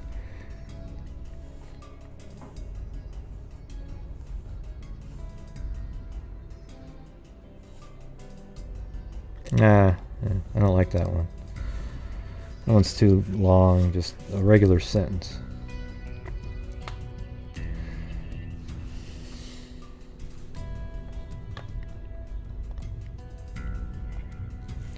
Alright, I'm gonna go play this music here and get some Gatorade. Do you guys want the one or the rap music? And you guys can, how about I'll do the rap one and then you guys can think of how you would have written that.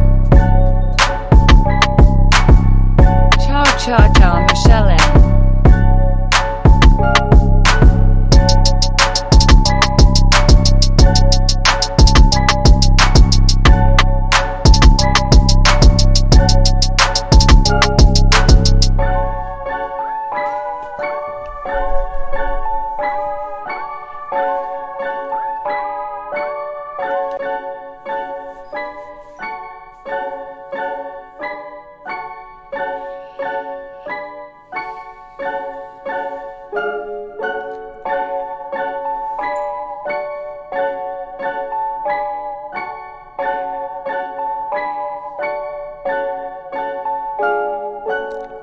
the run, the cop got my gun. Right about now, it's time to have some fun. The king at rock is my name, and I know the fly spot where they got the champagne. So we rode for 6 hours and we hit the spot. Beastie Boys. Oh, I'm on the run.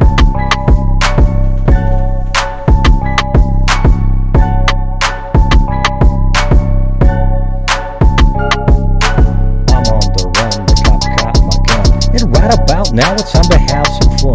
The king at rock, that is my name, and I know the fly spot where they got the champagne.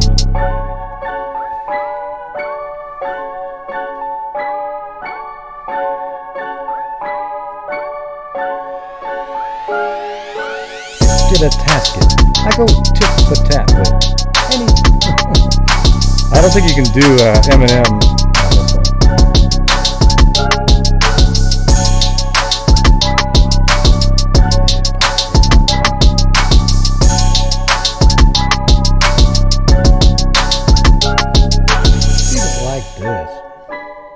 Yeah.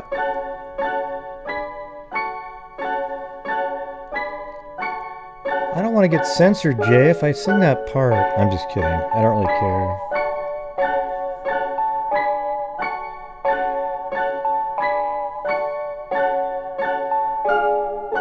Did it like this. I did it like that. I did it with a wiffle ball bat. So, I'm on the run, the cop got my gun, and right about now it's time to have some fun. The king at rock is my name, and I know the fly spot where they got the champagne. So we rode for 6 hours and we hit the spot. And the girls was hot. This dude was staring like he knows who we are. We took the empty spot next to him at the bar.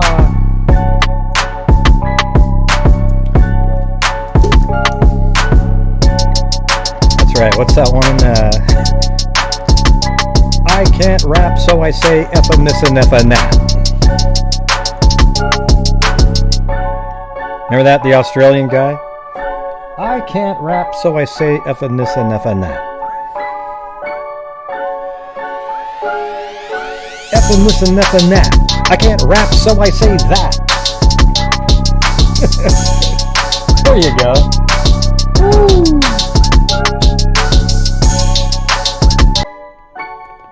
Anyway, back to the, what's this one?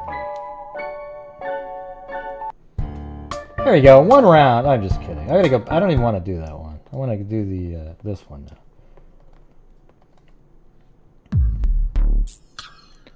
Oh yeah.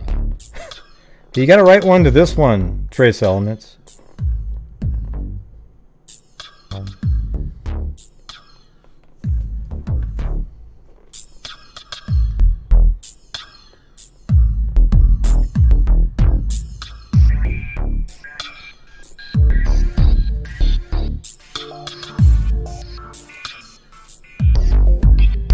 No, we haven't gone over. Do you know that case, Zozo?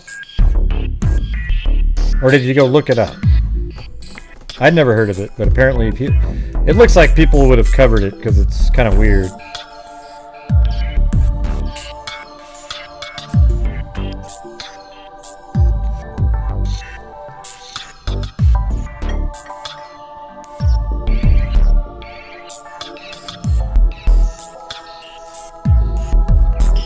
Weak.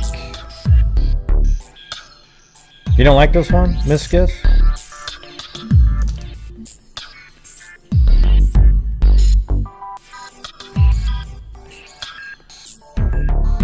That's right. What you want? With the money that is funny that you flaunt. Where'd you get your information from?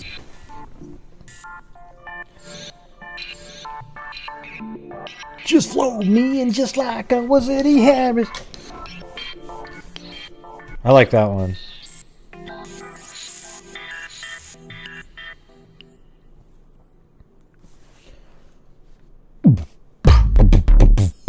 I knew it was coming.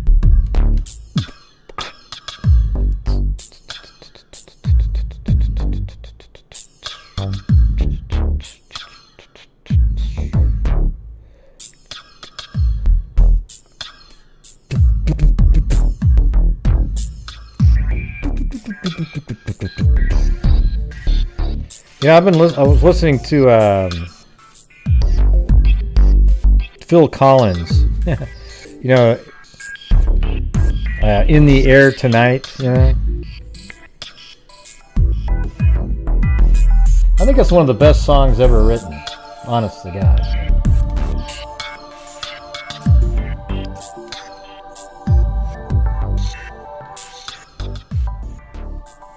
And I was listening to it again.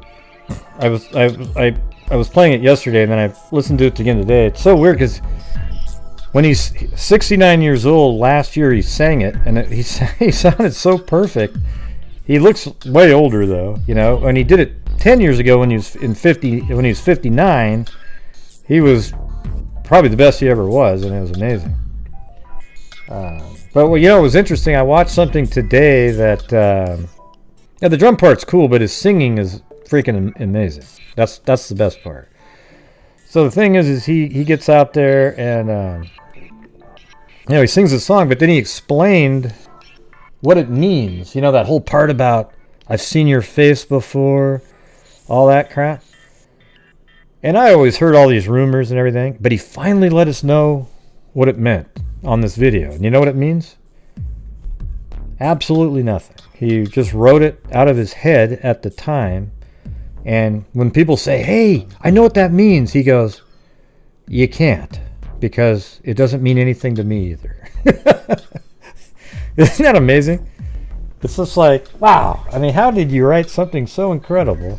That one song, I mean, he has a whole bunch of great songs, but that one is one of the top songs ever written. You know, it's right up there with anybody else that's ever written anything. Yeah, it's great. It's like the, you know, like I've told you guys before, the Mamas and Papas, they wrote the song Monday, Monday, and it's like Monday, Monday, you know, the whole bullshit. And you go, wow, whoa, wow, this is great, wow. And the way that came about is they sat around and they said, you know what? We could write a song about anything, and people would love it. So they go, let's just write a song about the days of the week. Every other day. Just listen, look at the lyrics of that song. They're ludicrous. And that song made it to the top of the charts.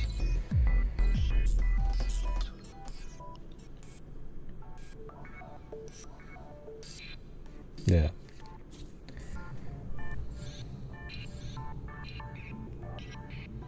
Yeah, write one called Tuesday, Tuesday. They don't have it. It just says Monday, Monday the whole time.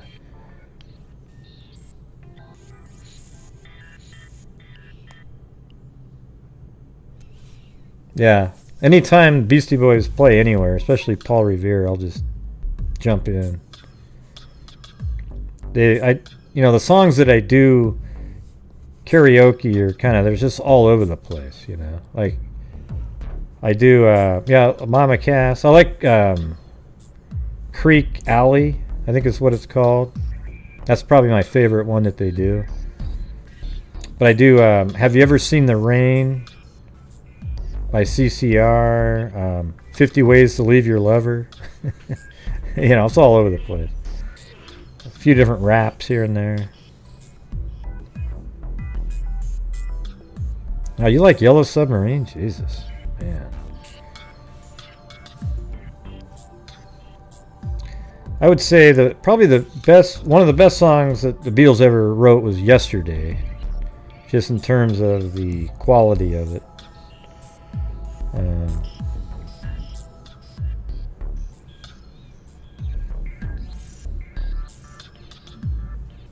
It seemed like We All Live in a Yellow Submarine was just sort of a goofy, hey everybody, let's all sing together kind of thing. Yeah, Eminem, sweet. Yeah, California Dreaming's great.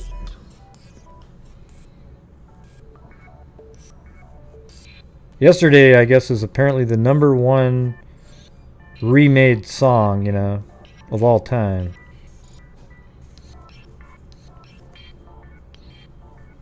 I like from Simon and Garfunkel, Sound of Silence is probably the best song that they wrote. And there's a few other, you know, good ones, but that's their Yesterday. That's their In the Air Tonight.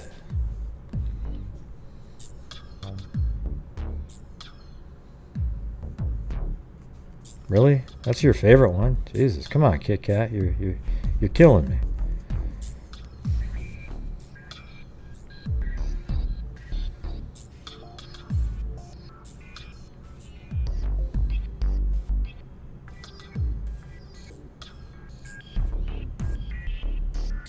Yeah.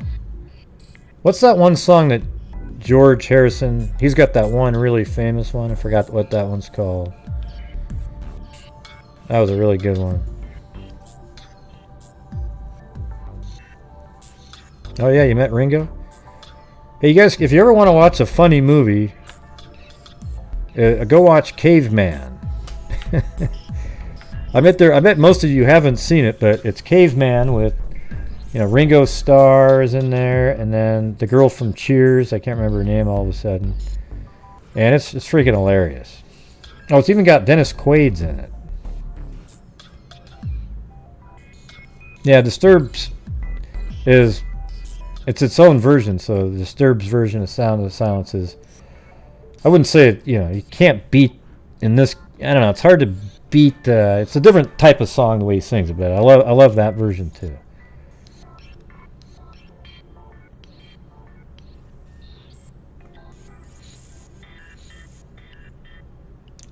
How similar who looks.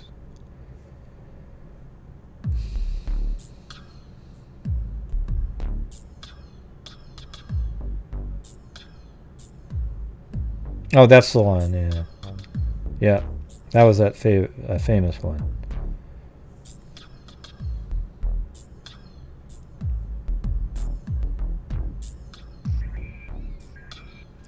Yep, No Sleep Till Brooklyn. That's the one we did before when we would drink beer.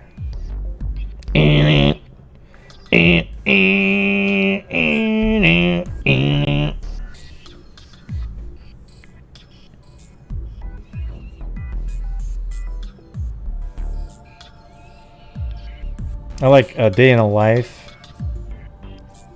What's that one? Golden Slumber. You know what I hate about Golden Slumber?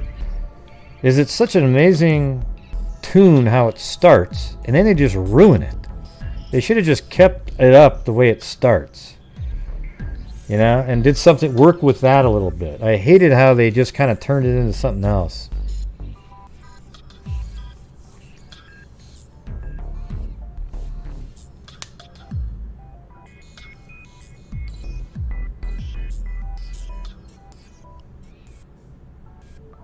Oh yeah, well, good for you, JK. I think I can't remember her name, but she was also famous outside of being in that band.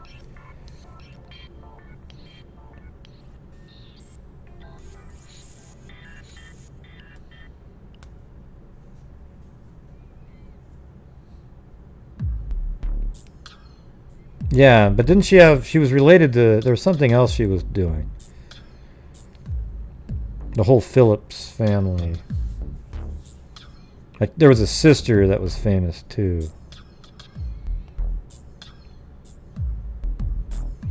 Yeah, but see, in the Eagles, Hotel California is their Sound of Silence, their Yesterday, their In the Air Tonight, right? Wouldn't you say that?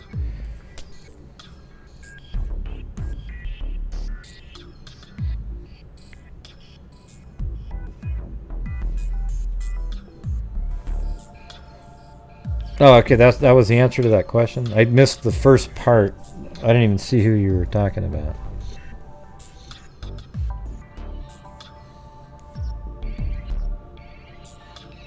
See, what would be cool is to make a list of everybody's best song and put that together in an album. You know, like, it just seems like we always have to listen to a bunch of their other lesser shit, you know. It'd be so cool to be able to, like those 4 songs that I just said. Imagine being able to listen to those all like in a row. And, you know, I want it to be legitimate. You know, some people pick a song just to be cool, to let people know that it's one of the ones off the beaten track. But really just pick the ones that literally are the best, not what you know.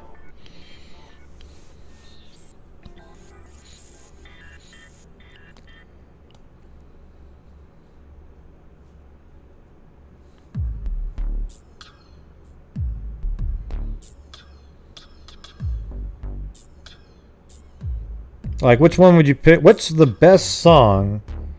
Like, technically, the song that the Beach Boys wrote that you would go, wow, that one's great, no matter what.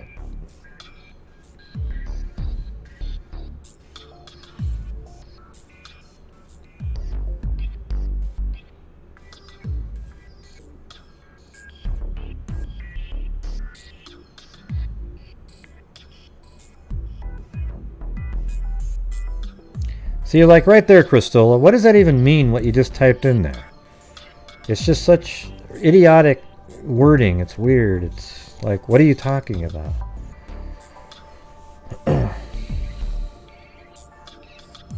Surfing USA, huh? Yeah.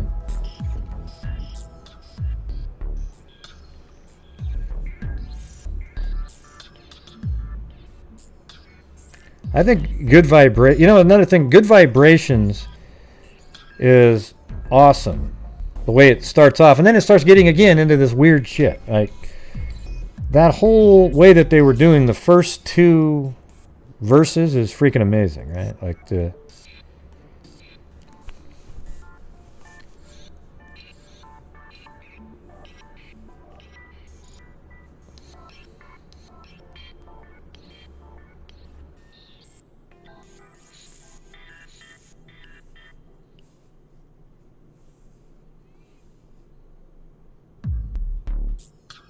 Yeah, some people don't like the Beach Boys at all, but, you know, they obviously have a great song out there, right?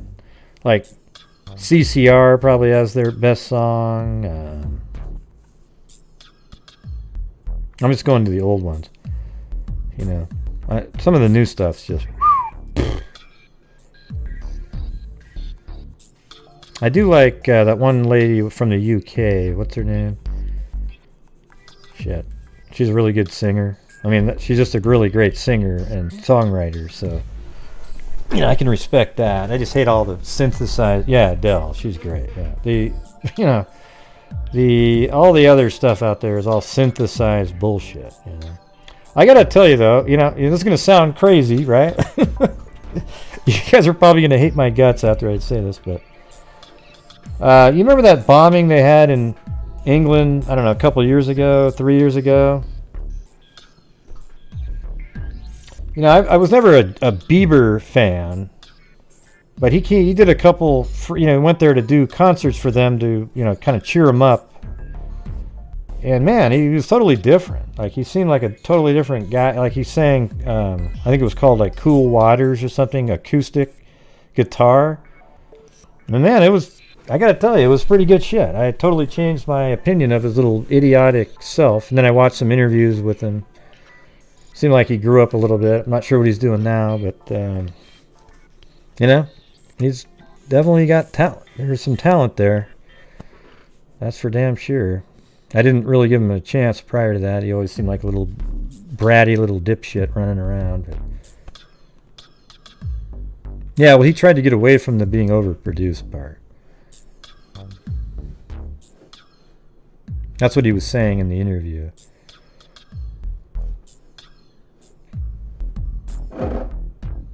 Oh, the zombies? How come that sounds familiar? Remember Bread?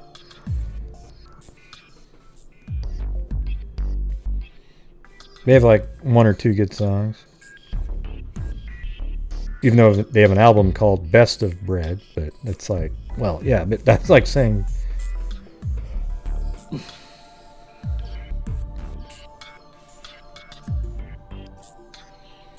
Yeah, like everybody, ZZ Top, right? What song does everybody remember from ZZ Top?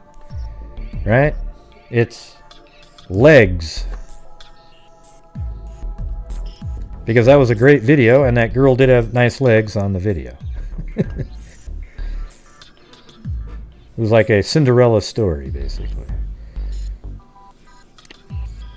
Oh, yeah, and Blondie, Heart of Glass. Everybody remembers that one. That's her song. Right? What's cool is when there's bands where they have so many good ones that it's hard to pick the one. Yeah, see, that's where you're trying to come up with another one to let everybody know that you know all the names of the songs. But everybody knows that Legs is the one that everybody... All right, let's see. Yeah, that's you're probably right about that one, Susie.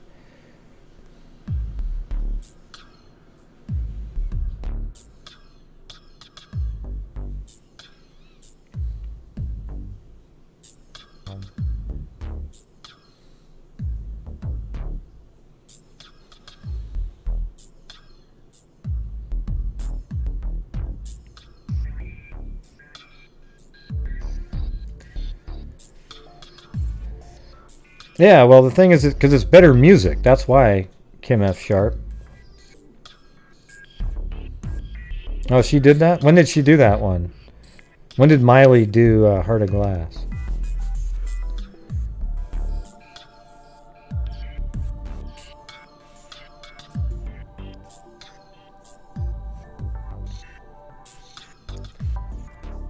Yeah, I don't really have a genre myself. Like when I was in college, I would just slap in, shit, it was, what was it? The Brandenburg Concertos while I was working, and then, I think that's Bach, and then Mozart. It's really, just listening to that over and over again, it's like, man, it just starts getting into your head like for hours and hours. Seems like you get a lot of shit done. I don't have a huge repertoire or anything like that, but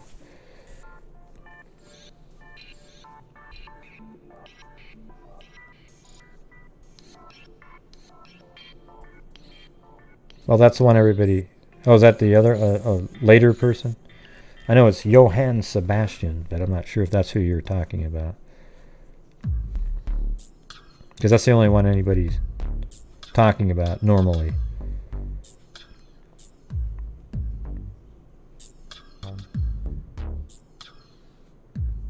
Right, well, you don't need to say JS then. You just need to say Bach. Nobody says, hey, I've been listening to some Bach music, and people go, is that Johann Sebastian? Because I've been listening to... Yeah, there isn't another one, all right? It's just...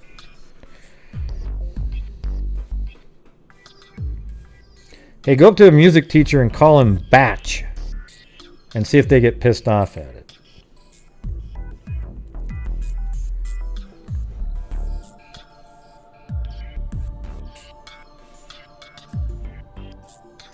You know that one song, "Wasted on the Way"?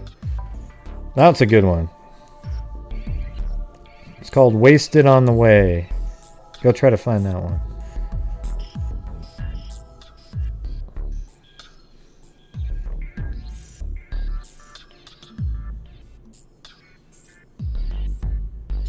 Batch. Yeah. Well, Batch, he does, it's called a fugue. That's how he writes his music, where there's this, it loops around and then something else loops in, and it all kind of loops together in a, and it all works. I don't know how to really explain it. I'm not.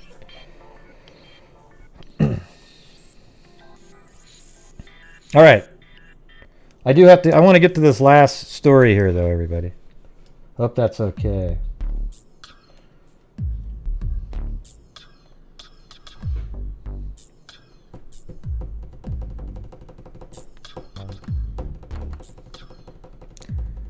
Oh yeah, I used to like Split Ends. I Got You and One Step Ahead. Remember that?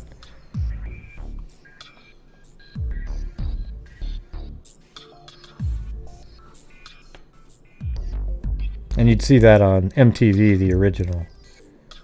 Yeah, we already typed Adele in there. Oh, remember Stray Cats? And then Squeeze. Squeeze has a ton of great songs. And you know what's weird is they were in 79 they were writing. totally outside of the norm at the time. They have like I would say they have 15 really good songs. Oh yeah, that's Rod Stewart's song. Yep, I think you got that one. No, I think that's his song though, right? Like, name another one that he, like, okay, for example, Barry Manilow sucks, right? And if you say his best song is Copacabana, you're crazy. Think him sexy Rod Stewart best song ever. JK open mouth smile. So listen. Barry Manilow sucked ass. Copacabana was the worst song ever written. Mandy, though, is a good song. There you go. Right? So Mandy is his song, in my opinion. And the only other song people ever mention is Copacabana, which is probably the worst song that's ever been written in the history of mankind. And fortunately, people go, oh, I like it. It's really... What do you like about it? Jesus. It's like he was sitting around and then wrote it in 30 seconds and threw it out there. Oh my God. Somebody actually likes this thing?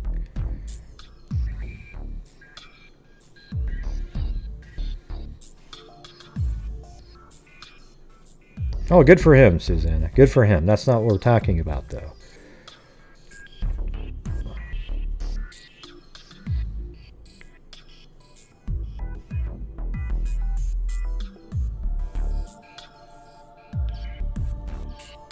Nah, Mandy's his song. Oh, you're talking about Rod Stewart? Shit, I don't know.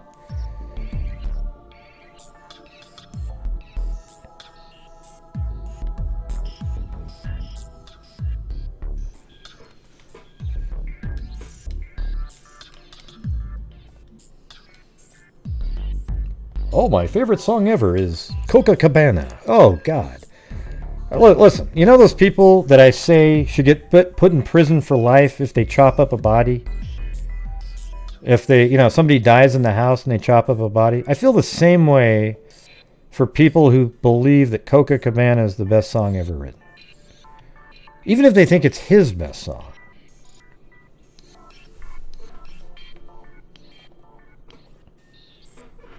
Gosh, Gray, that's so mean. Oh, God. Maybe somebody just likes it. Oh, boy. See? There you go. Nona said I was mean. You guys like my new jail cell, though? It's pretty sweet. The way it just comes out of the sky. It looks like a real bar there. 3D bar.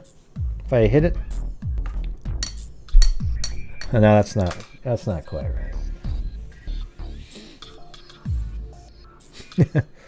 Well, you did that, Nona. That's your fault. You said meanie.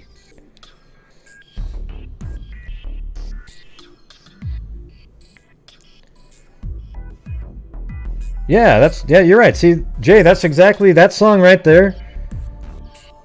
The beginning of that song is sort of similar to what I was saying a minute ago about two other songs that I brought up, where they just ruin it after the beginning. You gotta stick with part of that stuff, keep coming back to it. Like Good Vibrations. Go listen to the beginning of Good Vibrations. It's great. And then it just starts getting off into the, singing the chorus and all a bunch of crap over and over again. And Golden Slumbers. Well, there you go. Lee D has now put me $5 in the hole, as a matter of fact.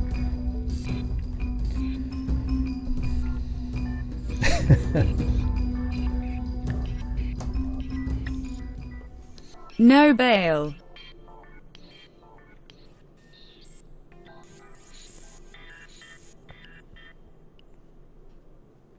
Yeah, there's a few other songs that I feel the same way about.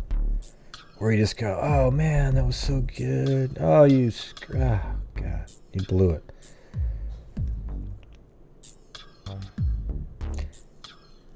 No, there's a song that I have more appreciation for now that Paul Simon wrote. I think it's called America's Dream or something like that, or America's Tune, maybe. I forgot the name of it, but it's good shit. I guess people are... Oh, they're even, and then boom, I'm out of here. Yeah, we'll make another... Well, that's what Trace Elements is supposed to be, making me a rap for trolls, okay? Hey, I'm out of jail now. Yes! Man, I'm sorry. I really like... Look at this, though. Watch. Bing, boom. I need a sound effect. And then boom, jail. And then to get out of jail, I can go back to that one if I want to. But that's the one I need to redo, though. I need to fix that one. And then I got this one here.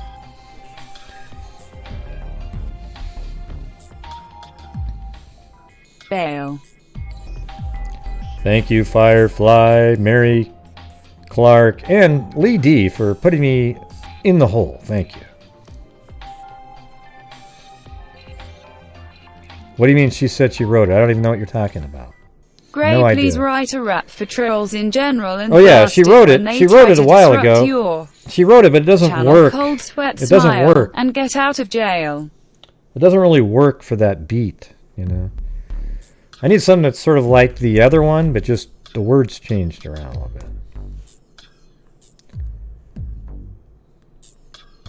Or no, that's what it was. Trace Elements is supposed to put it to music, and then I can do how she did it. But she always goes, "Oh, my thing doesn't work. This thing doesn't work." Hey, listen to this one.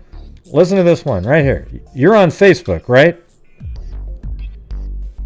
Trace Elements? You're on Facebook, right? So why don't you do a voice message on Facebook and, you know, play the music in the background, do it, and just leave it for me. All right?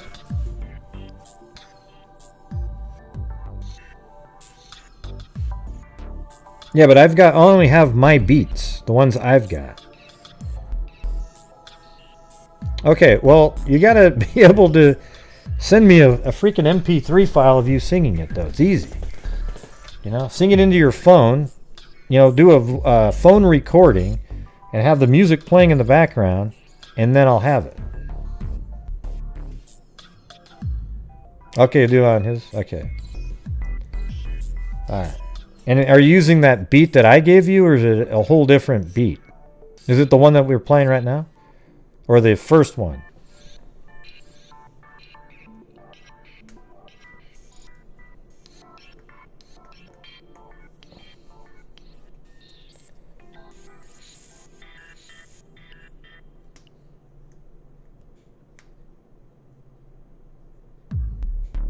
Oh, you mean you have your own music? Yeah, you actually have a like a studio or something? Well, hell, if you got your own, just send me over you doing it, and then send me over the track, and then I'll try to do the same thing. Well, you don't really have a studio, right? You just have like a little app or something. I mean, why would you have a studio? That doesn't make any sense.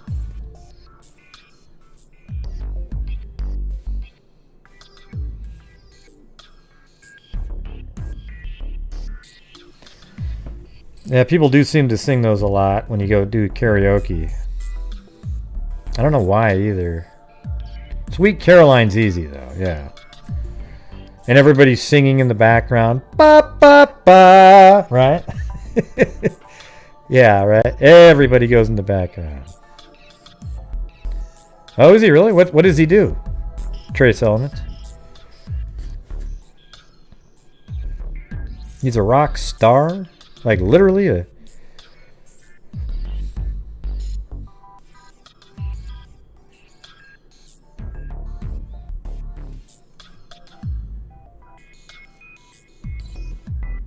Yeah, but is he for a band that we've heard of?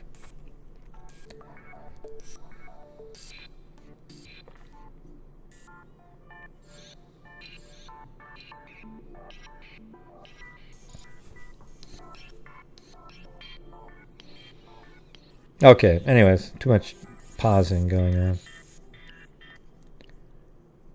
Mine's an ass. Oh. Well, what band? What do you mean, yes? Just say the band name.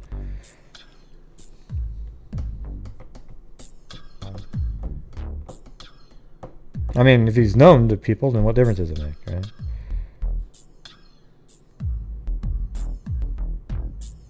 Maybe she thinks we'll be able to figure out who she is if she tells us the band. I don't know.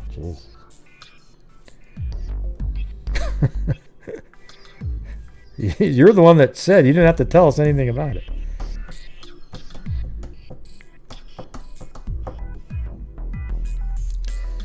Trace elements.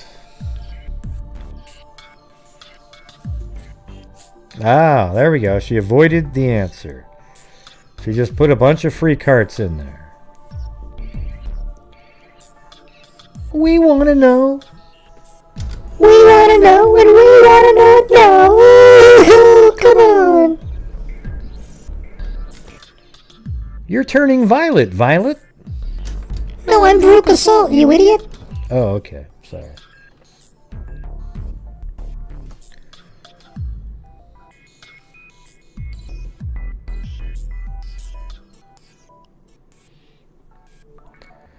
All right, anyways, this next thing is going to be pretty interesting, so I want to make sure we're all back onto this. No more music stuff.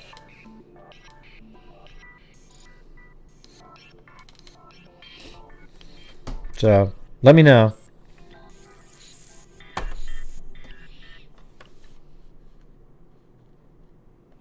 I tried to do it a minute ago, but I just couldn't get there.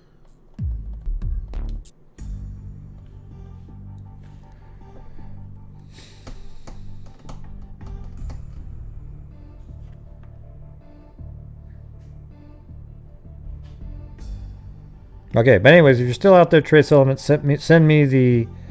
After you sing to it, send me the same beat. And then I'll try to do mine to that one.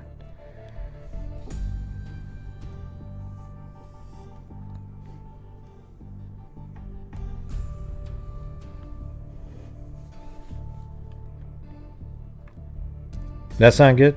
Because you sing it to your beat and then send me the beat and then I can do it. Or hell, if you're maybe I'll play yours sometimes too. We'll do like a rap off. You do your version, then I do mine. Not live though, just recorded versions.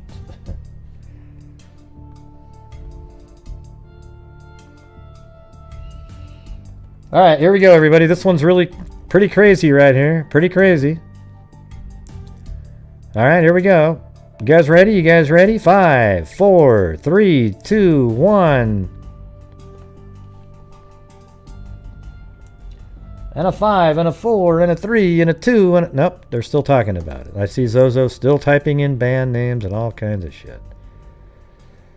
Oh boy. She's already said she's not going to let us know. Okay, are you guys ready to go?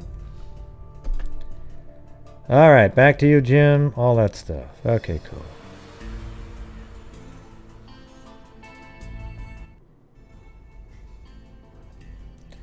All right, here we go. This is a weird one. It's a weird one, everybody, and it'll be fun. We'll try to figure some shit out at the end, okay? Authorities say the body found near West Alton on Wednesday was that of Ricky McCormick, 41, who had addresses in St. Louis, Belleville, and Fairview Heights.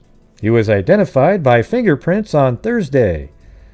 Police are asking for the public's help in determining how McCormick died and how his body wound up where it did near Highway 367 between St. Louis and Alton.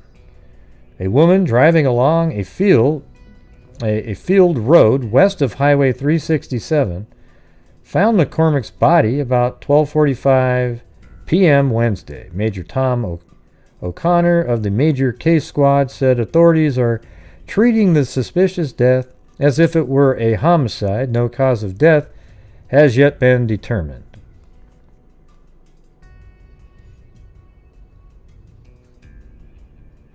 Okay, you guys are still doing the band conversations? McCormick suffered from chronic heart and lung problems, O'Connor said, and authorities have not ruled out the possibility that his death problems may have contributed to his death. McCormick's last known address was 1400 Shadow in St. Louis. St. Louis, I mean. He also had several addresses in Illinois, O'Connor said he was last seen alive the afternoon of June 25th at a doctor's appointment at the Old Deaconess Hospital in St. Louis. Anyone with information about McCormick should call the major crime squad. All right, then the next day in the paper,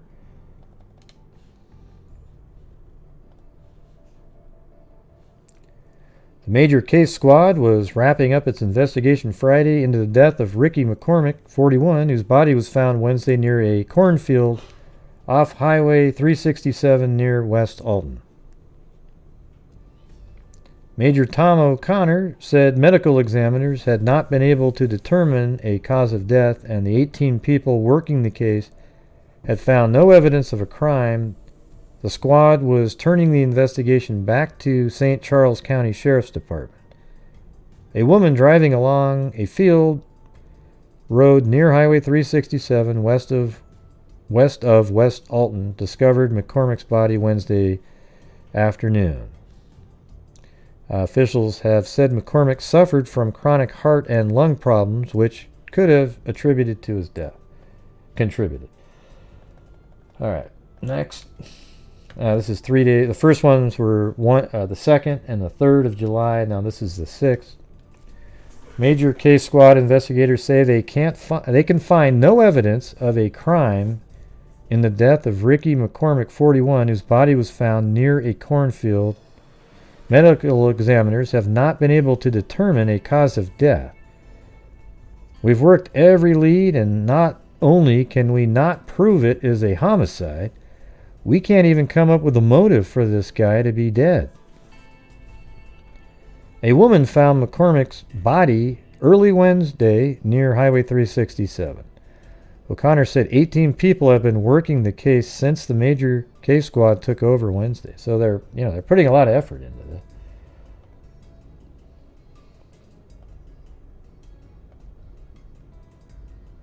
All right, and then then we have one more on the 7th. Deputies face long wait on tests of decomposed body. The St. Charles County Sheriff's Department might have to wait as long as 3 months to obtain clues in the death of Ricky McCormick, 41, of St. Louis, whose decomposed body was found a week ago near Highway 367. Deputies hoped that toxicology tests from the medical examiner's office might shed light on the cause of death. So they still have no clue why he died, but they found his body. And then I had to do a screenshot here. This one said, this is from a newspaper from 2 years later, actually. 2 years ago, the body of Ricky McCormick, 41, who had addresses in St. Louis and Bellevue and Fairview Heights, was found on the edge of a cornfield about 300 yards west of where the woman's bodies were discovered. So that's kind of interesting. So there was a couple women that were found dead. The other body found June 29th has been tentatively identified as a woman, 37. So there's two other women, but 300 yards west of where the women's bodies were discovered is where he was found. His body was decomposed, but McGuire said tests show he possibly died from a slash to his throat. See, isn't that weird that, didn't you notice that pretty quickly when you examined him for the autopsy? I mean, all of a sudden now you're talking about, he had a slash to his throat, but on the, 2 years ago in the paper you were saying, man, we just can't tell, I don't know what's going on there. That's kind of weird.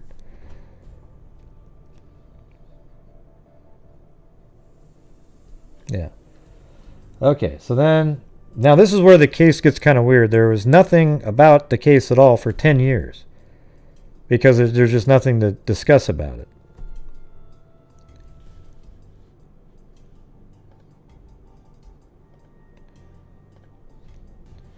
Yeah, so here we go. This is in 2000, and yeah, Trace Ellis just did the thing where she put in the gave away the story before we got to it.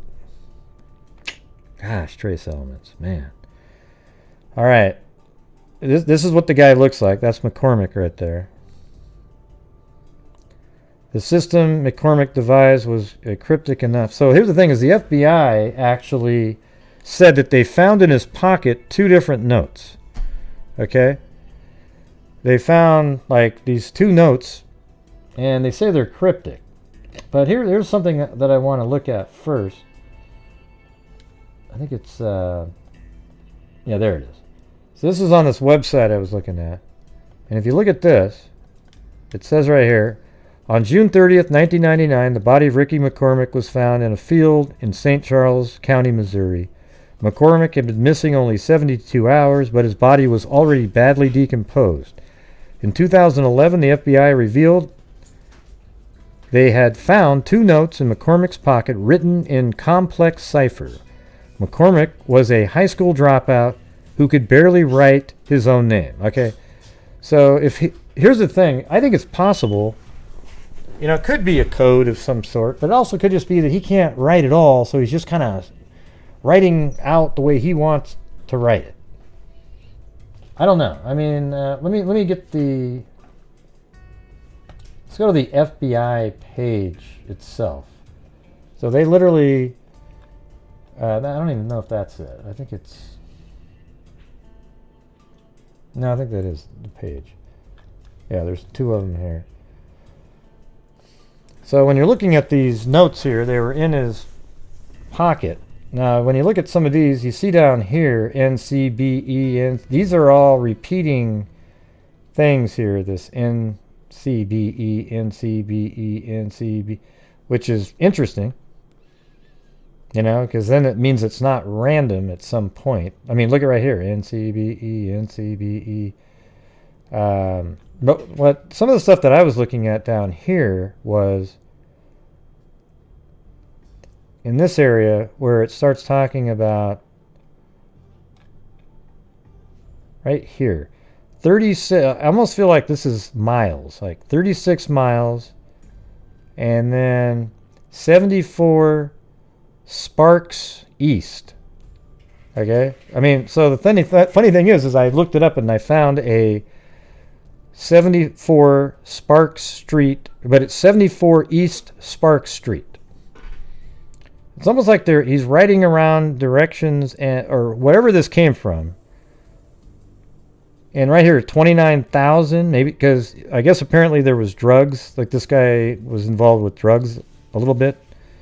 So could these possibly be, notes that he's taking on how much, like 29K, 74, looks like Sparks East, left out the A, 36 miles, just for almost phonetically spelling miles, MLSE type of thing. Or maybe the East, it could be 36 miles and then East 74th Street, 74th, and then this E here, maybe that looks like an E though. And then right here you got 651 miles again. Looks like they tried to almost do the same thing, but maybe that T got in there.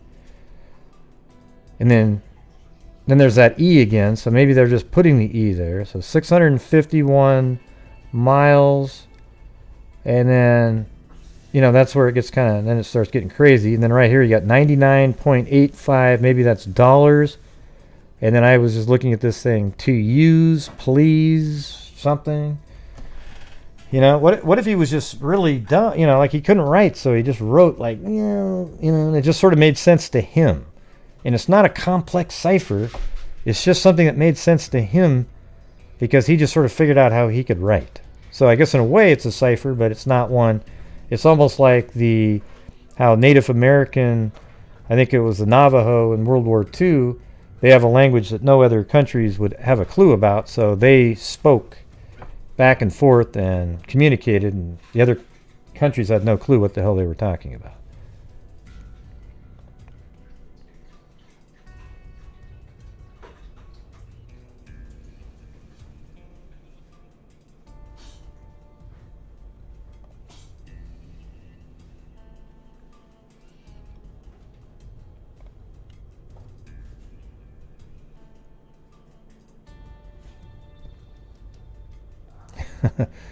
Well, hey, obtuse one, send me an email of it, okay? If that's a real story, send me an email of it. We're not breaking in on this one.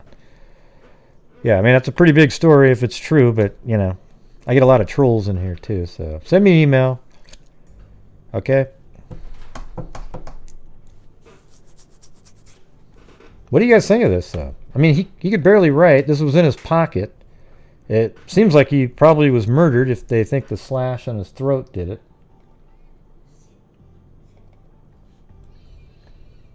Let's see what it says. There's no reward being offered, just a challenge, and the satisfaction of knowing that your brain power might help bring... You know, it's interesting because you go to the FBI site, and it doesn't look like I actually... No, this is FBI.gov right here. So at the bottom, they actually tell you how to do it. These links are in the description if you want to go check it out. So this could just be the way he writes, you know. But it's interesting, like up here, you've got these brackets around, and NCBE, NCBE, NCB, NCBE, if that's an N. It looks like one, but maybe it's a Z or something, you know. I mean, the reason I say that is because it feels like that other spot he was using it. Well, that's an S, maybe. See, it's weird though, because I actually typed in 74 East Spark Street, and it shows up. It's 74 East Spark Street in the state. And then 35 something. I don't know. If you guys want, you can do screenshot. I'll go like this. Here's the first one. So when you're goofing around at home, there's also the links are in the description. So you can take a look at this one.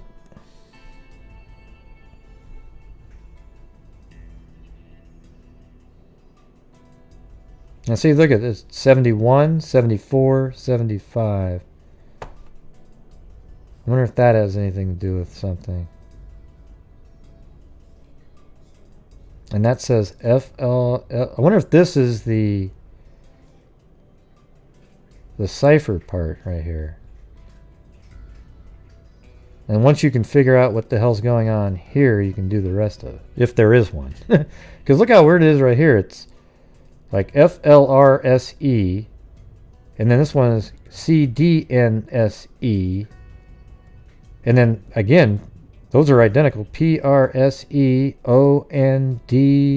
and then now it's SE74NSBE, and this one is, yeah, and actually what they were doing, the D and the S are the only two that are different from here over. They crossed out the E, or the letter they put, and wrote E in there. So basically what you can do is move the 7 over to here and the 4. And so everything in this is exactly the same except for the D and the S. And then it would go 7, 4, NCBE. See? Pretty interesting, right?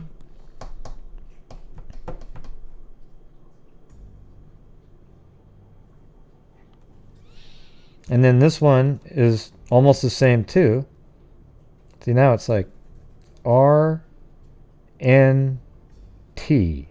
Let's see.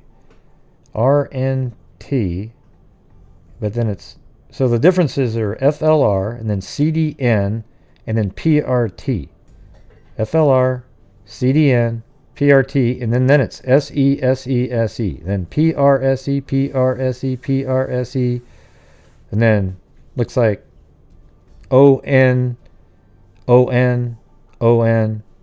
And then there's a little difference again where you have, I wonder if it would look better to have it like written on a, like in a spreadsheet or something.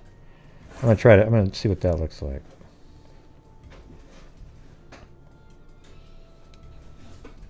All right, so I'm going to type this one in. FLRSE. And then do you think that one's PRSE?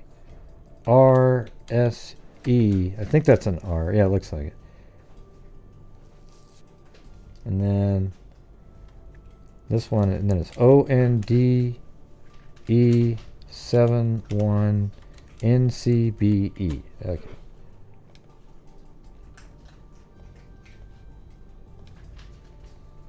Alright.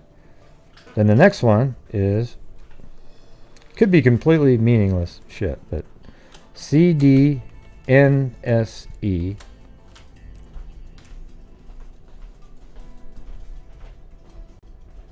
PRSE ONSE 74 NCBE.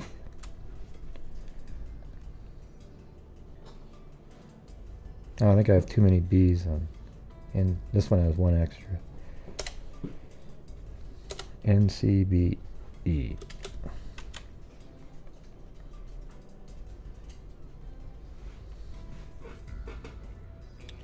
FLRSE PRSE.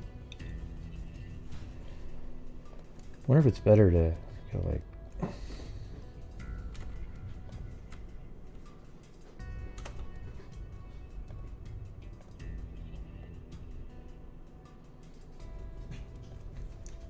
oh, I didn't get that.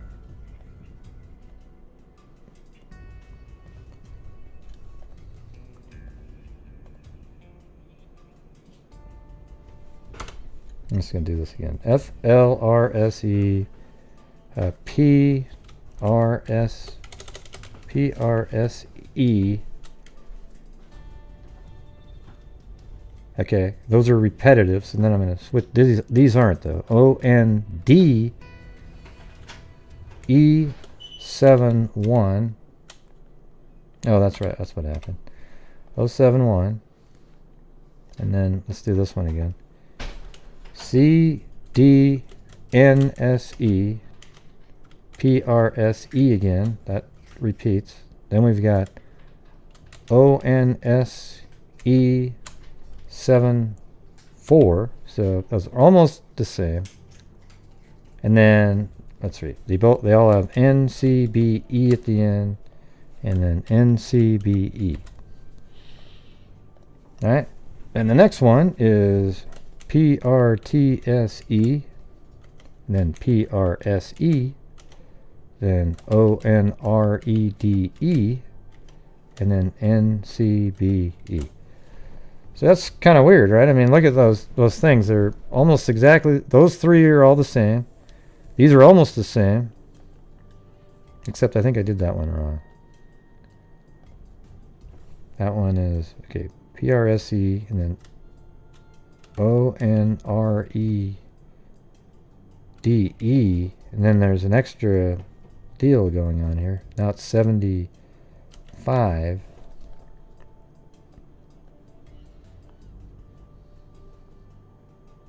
On red, E75. I wonder if those are directions again. Like maybe these are highway numbers or something.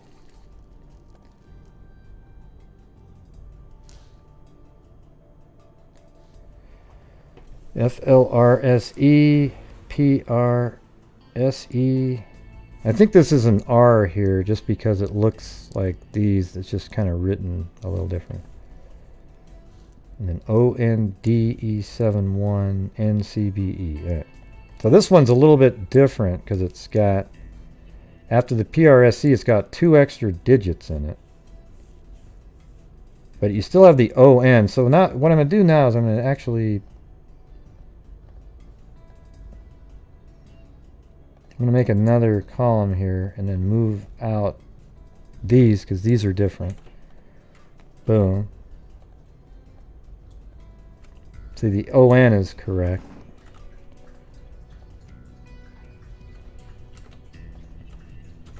Okay, so now we've got PRSE, ON. All these are the same all the way down. These are slightly different, but they all end in SE, so that's probably another thing that I need to separate out. So these are all going to be SE right here.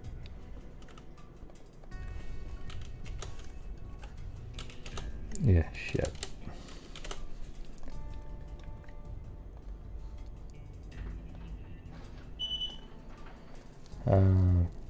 and then get rid of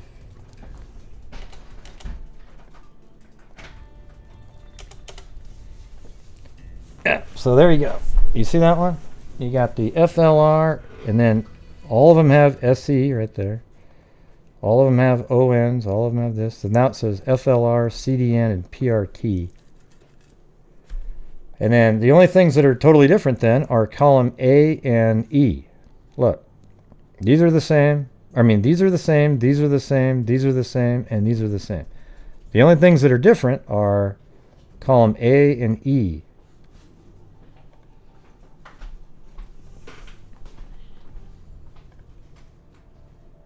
I'm going to have to put this in a folder.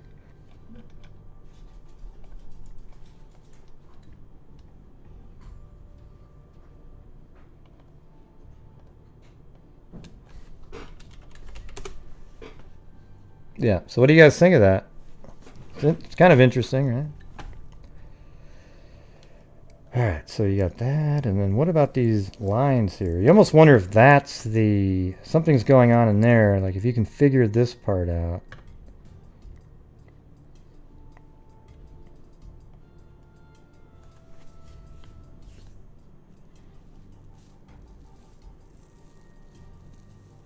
Well, if there was an app, wouldn't they have already used it?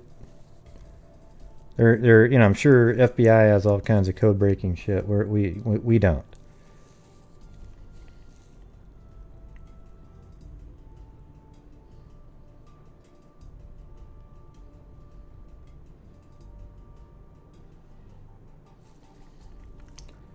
So the only thing that's different is A and E. And what does that mean?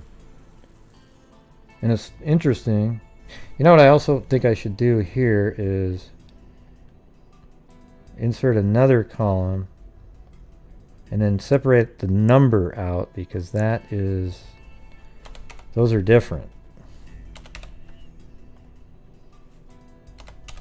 Like that, and then take these out and see what we got.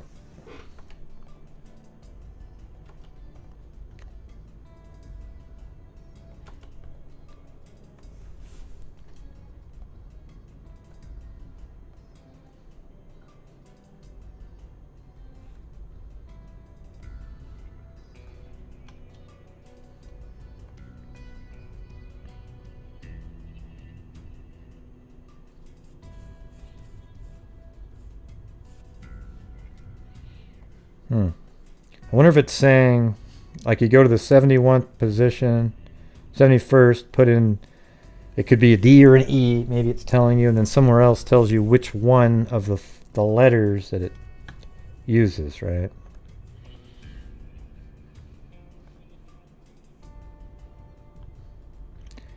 Yeah, this part here does make it seem like it's not just some kind of him blotting down shit, you know? There's some kind of something going on right here.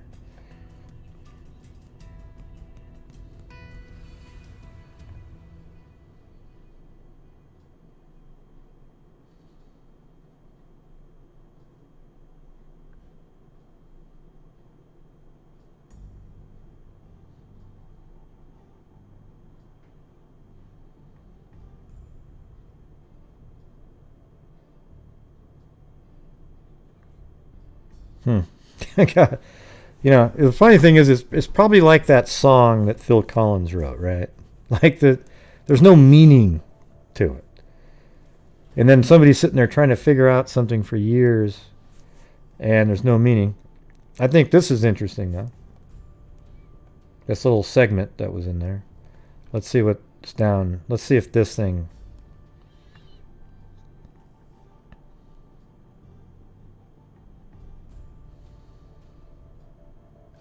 And listen, I don't want emails. Unless you've actually broken the code, don't send me an email, okay?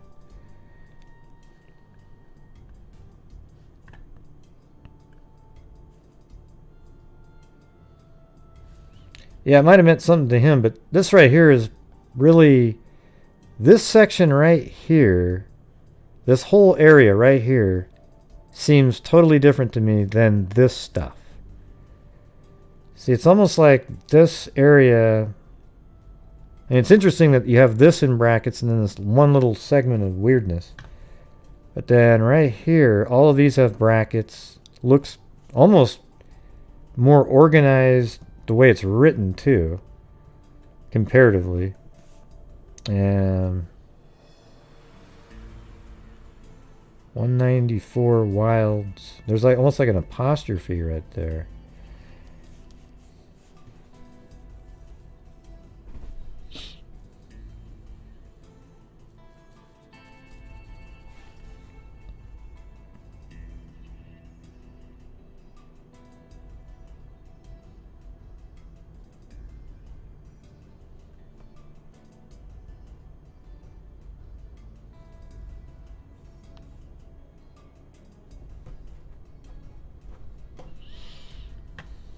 Jeez.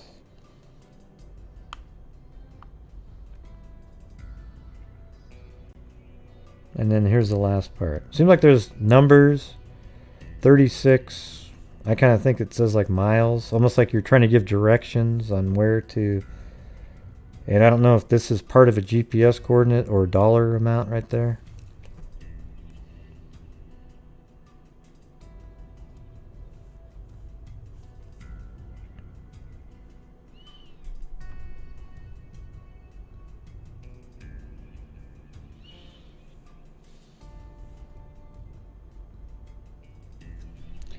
And then look at right here. It says 1/2 and then please. See, I actually think that that means please, this little PLSE thing here. Because right here you see it again. Right here, look. 99.84. I almost feel like they're saying to use please or something. Or to, and then that maybe that's an N or a Z sideways. 99.84 something and then PLSE, and then there was PLSE again right down here another time associated with 99.84.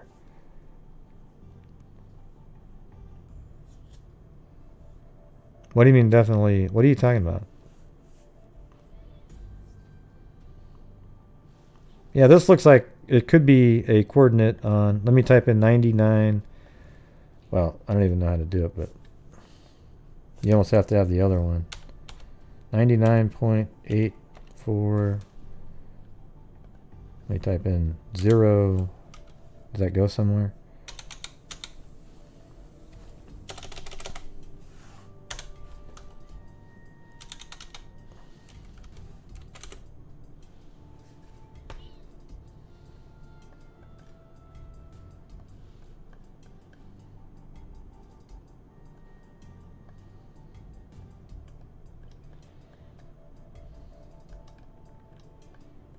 All right, hold on. Let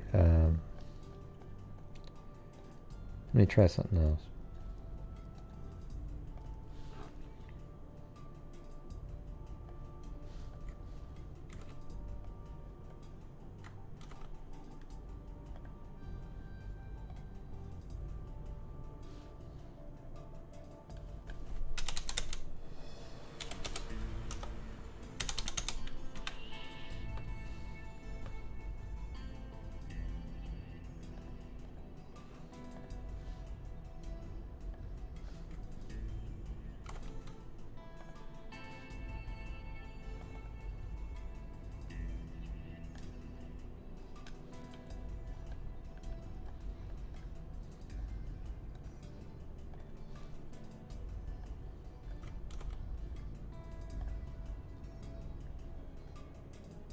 Ack. Shit. I don't even know what I just did.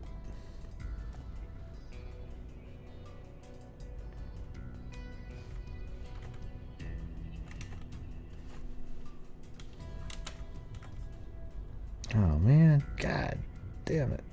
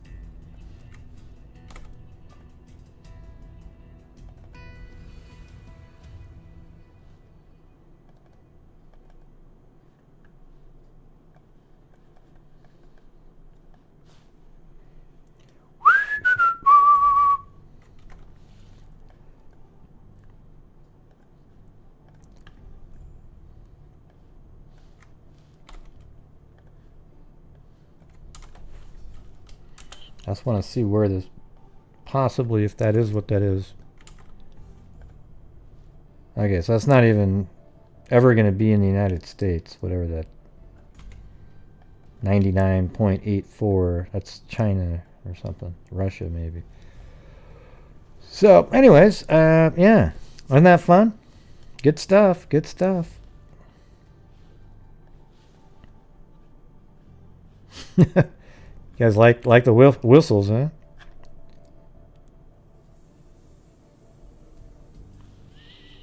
Yeah, it doesn't really seem dyslexic or anything. There's no letters. You can't even make words out of some of this stuff.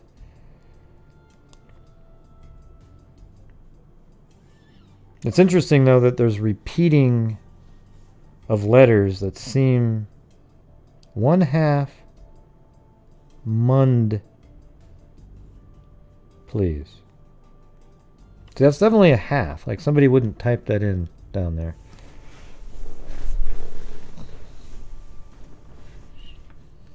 And then D-W-M.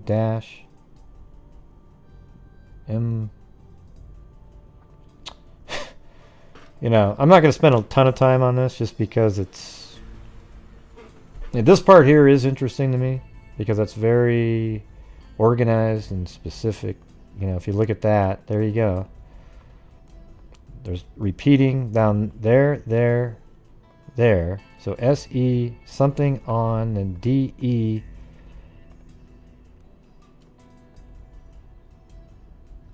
And then 71, 74, 75, NCBE, NCBE, NCBE.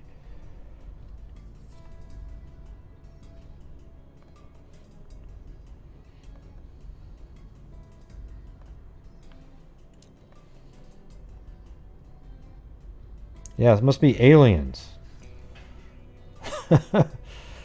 That's right, right there. Now, let me ask you guys something now. Now, if this code was brought here by aliens, and this code was then used to decipher the genetic background of the common possum, is it not also possible that these aliens... Yes, exactly. See, that's what that channel does right there. So we haven't even decided where the hell this came from yet. I mean, I think a humanoid wrote it because there's writing. I don't think an alien wrote that. It's not on some kind of crazy thin sort of memory metal type material. This is where, you know, this is where we need Linda Howell to come in here. As in Linda Moldenhau of the cattle mutilations and crop circles. All right, everybody. I think that's going to do it for me tonight. I thought some of that was interesting. All the links are in the description if you guys want to meddle around in the... But don't send me an email unless you've broken the code, okay? And actually, don't email me. Email the FBI.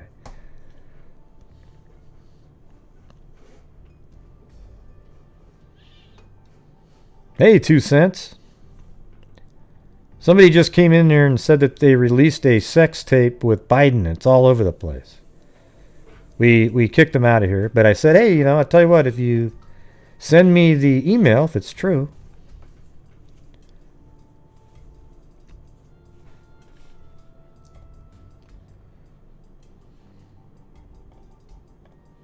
He'd still win, though, because they'll vote for anybody over there. Tell you that right now. It won't affect his vote. How about this? It won't affect his vote total whatsoever. Okay, it's fake news. Okay, that makes sense. Fake news. All right. Yeah, I've known 2 cents forever. She's the first person ever to comment on any post that I've ever made on Facebook. And that was, God, what, 7 or 8 years ago.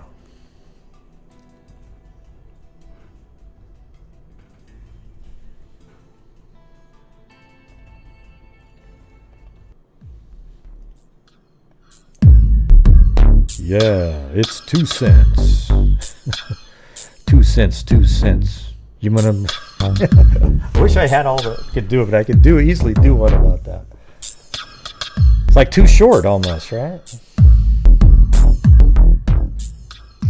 Speaking to the gents. 2 cents, 2 cents. Speaking to the gents.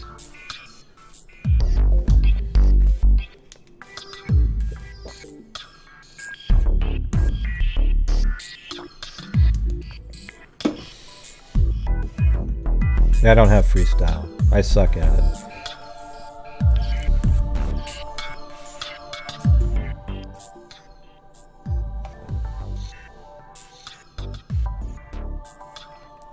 I'm trying though, man. I'm trying 2 cents.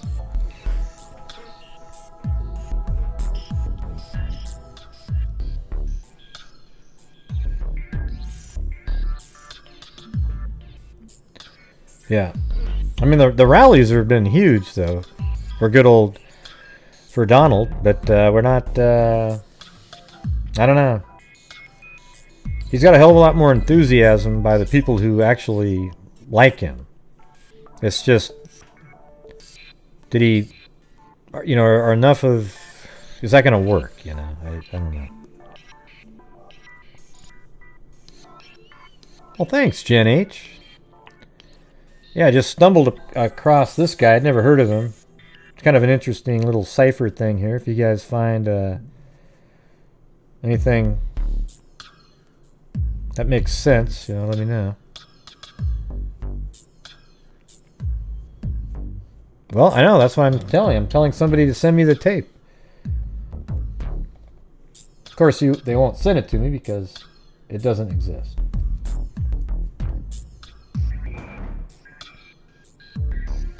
By the way, retired Melinda, she sent me a PayPal today. Thank you very much. 10 months and 10 days. Can't wait for my year badge. Oh, that's coming up. Wow. And you're going to be a 6.0?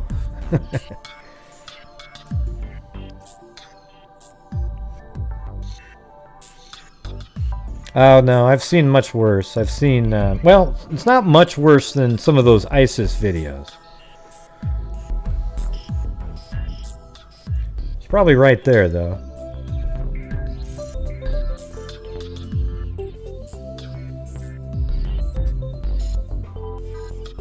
Thanks, Dadio Caspian Horses Rocks.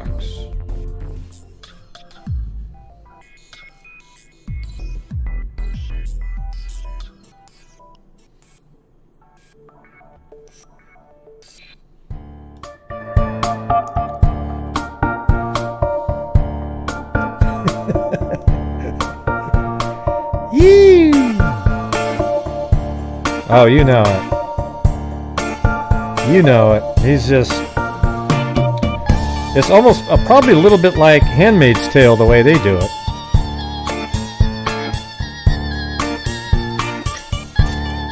I mean, they...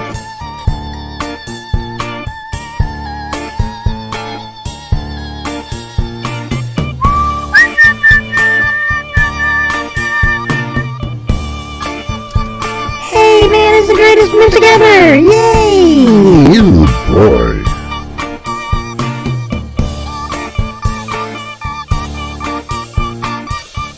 Thanks, Sarah M. and Linda Howell, as in Linda Moldenhau of the Cattle Mutilations and Crop Circles.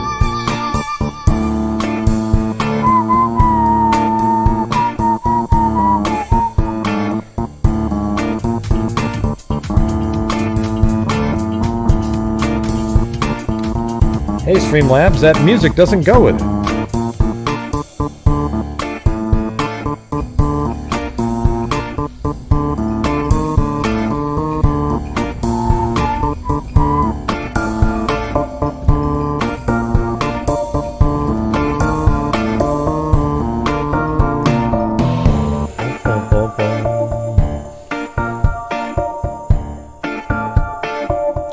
Thank you, Linda Howell and Sarah M.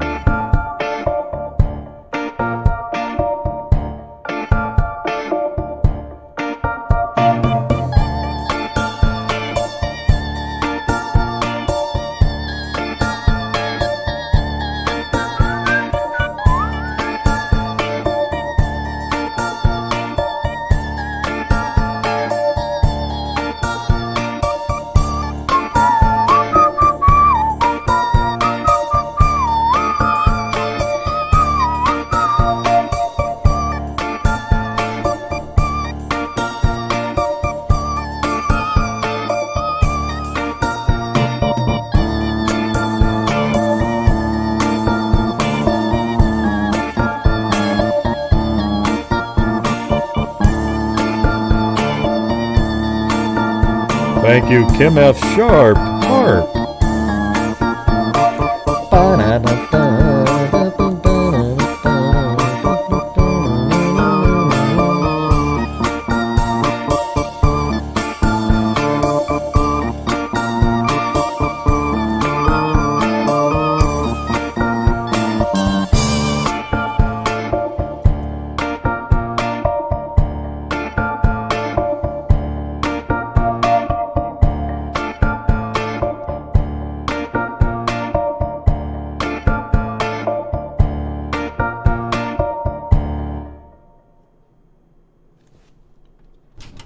I want some more. Okay, good. Okay, good.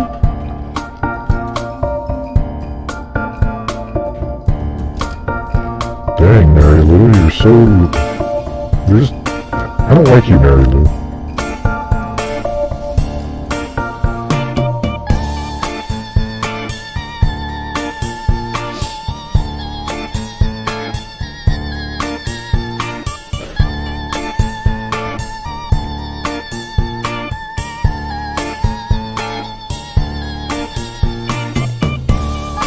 Hey, thank you, Claudio. I like right now. Thank you, Claudio Caspi and Horses Ride. Claudio Neubauer.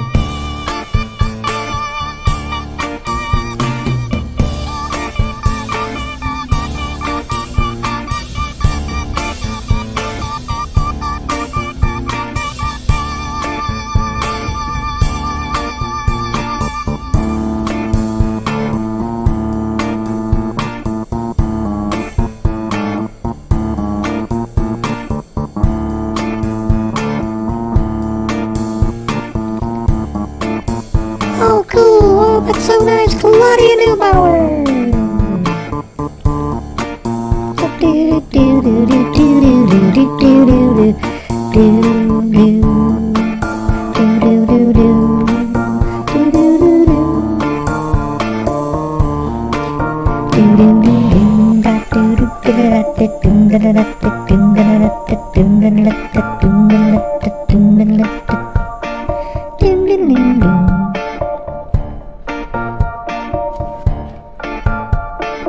Doom diddle doom doom? What the hell is that? Hey, it's what I want to do. Can't you do that?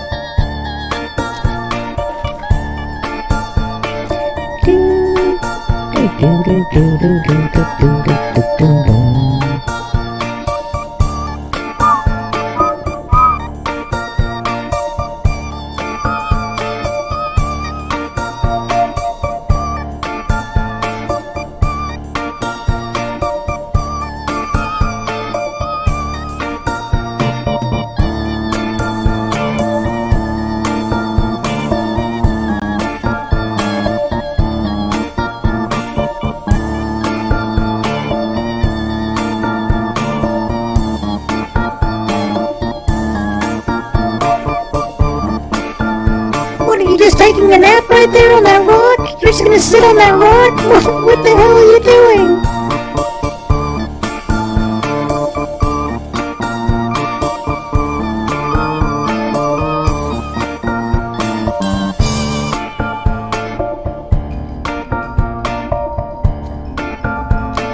Uh-oh, I think it broke down again. Oh, golly, golly.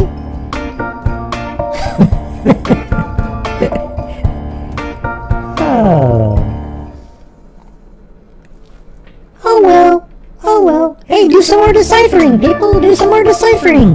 What if they don't want to do with deciphering? Oh, good point.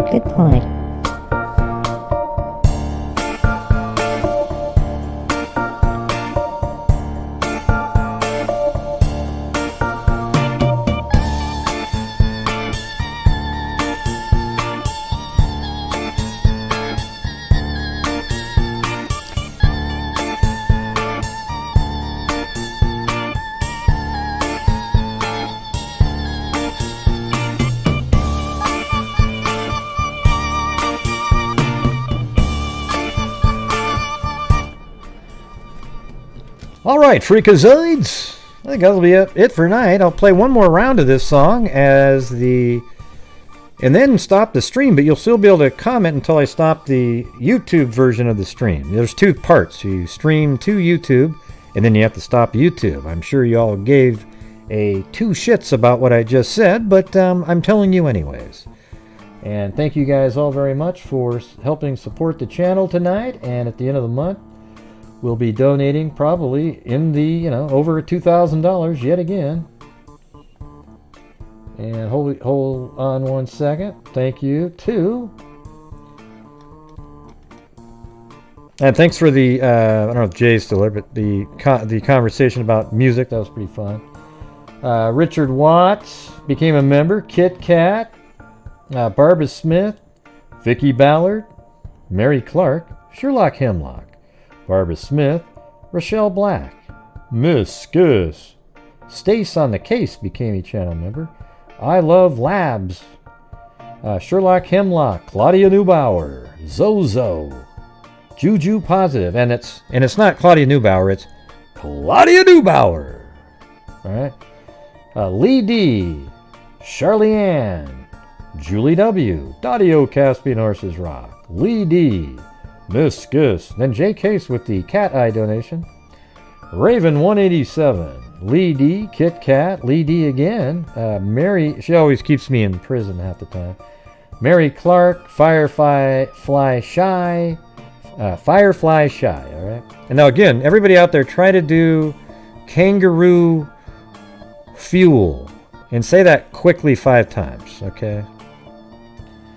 And then Firefly, and then Mary Clark, Firefly Shy again. Dadio Caspian Horses Rock, Sarah M, Linda Howell, Claudia Neubauer, Dadio Caspian Horses Rock, and Bush and Beach Lifestyle. Kangaroo Fuel. Come on, that is, just doesn't work. All right, now everybody make sure that you're wearing your mask, maintain your social distancing, and also, let's see, what else? Yeah, just give it a shot. I want you guys to record it and send it to me, though. And don't practice it. I want the first take. All right? I don't believe you. Yeah, wear your mask, maintain your social distancing, and, wash your hands whenever the hell you can. All right? Okay. All right, everybody. Thank you very much. And that's it. Well, we will see you guys tomorrow. I hope. If I do a show, it'll be earlier, but I got to get up early in the morning on Monday to go up to Seattle to do my EMG nerve conduction test. It's pretty whacked out.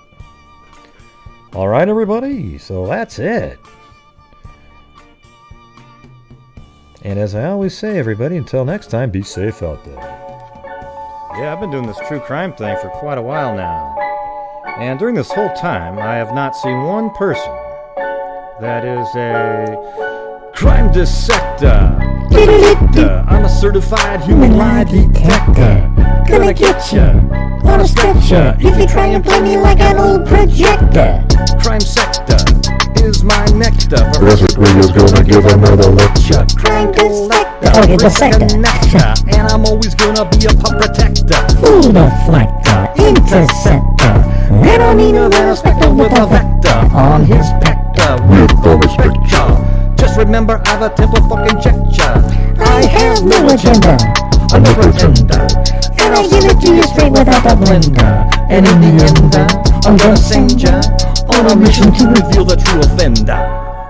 Alright, hey, that was really cool. That was neat. Alright, everybody. Talk to you. That was fantastic. That was the greatest song in the history of mankind. Oh God, back to that again. Hey, listen, hey, can you drink a little less coffee, Mary Lou?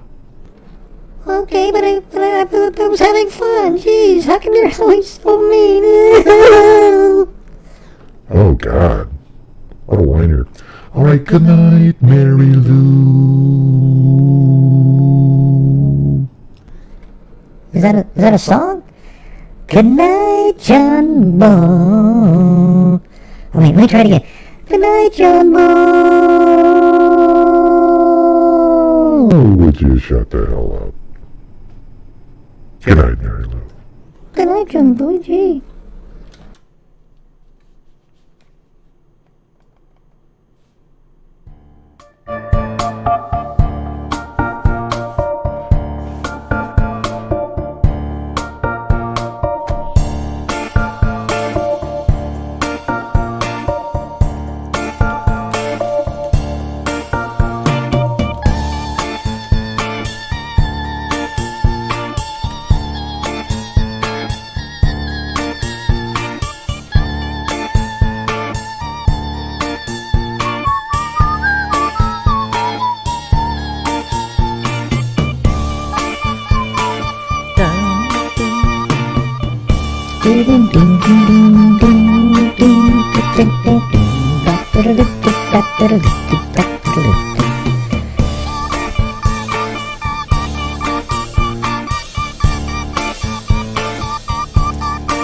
Hey, I just thought of something.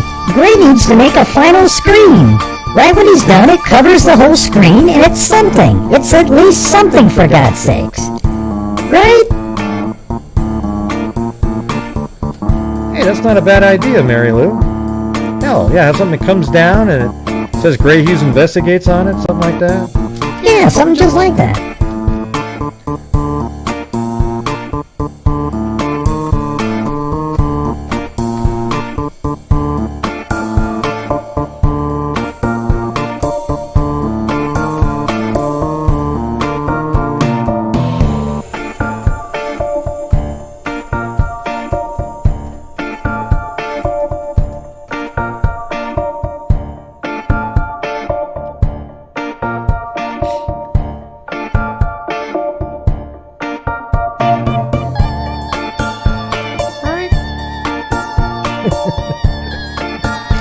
Don't you guys think that'd be cool? Have a screen at the end?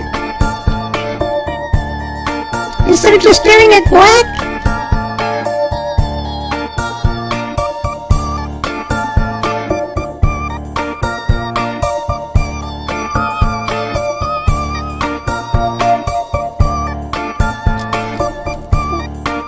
Wow, they're so mean. They don't even respond to me. Hey, join the club. Join the club, Mary Lou. Join the club.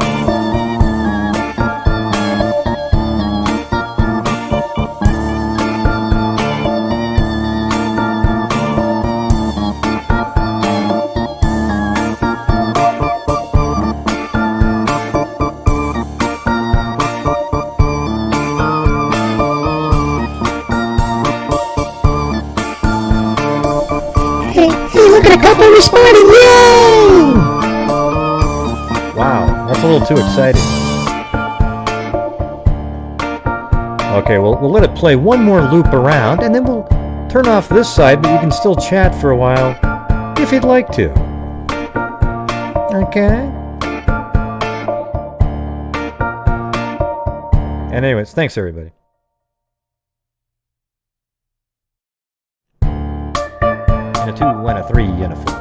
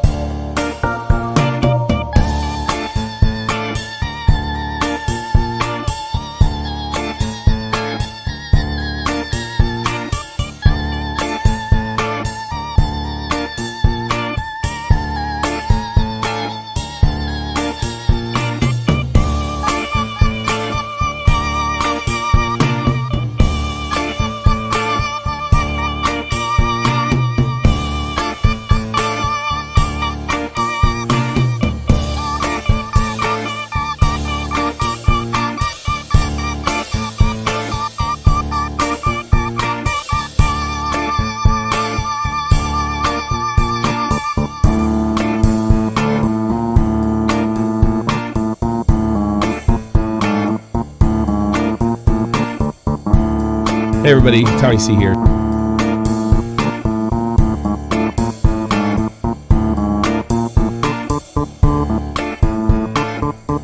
Oops. Trying to open up the video.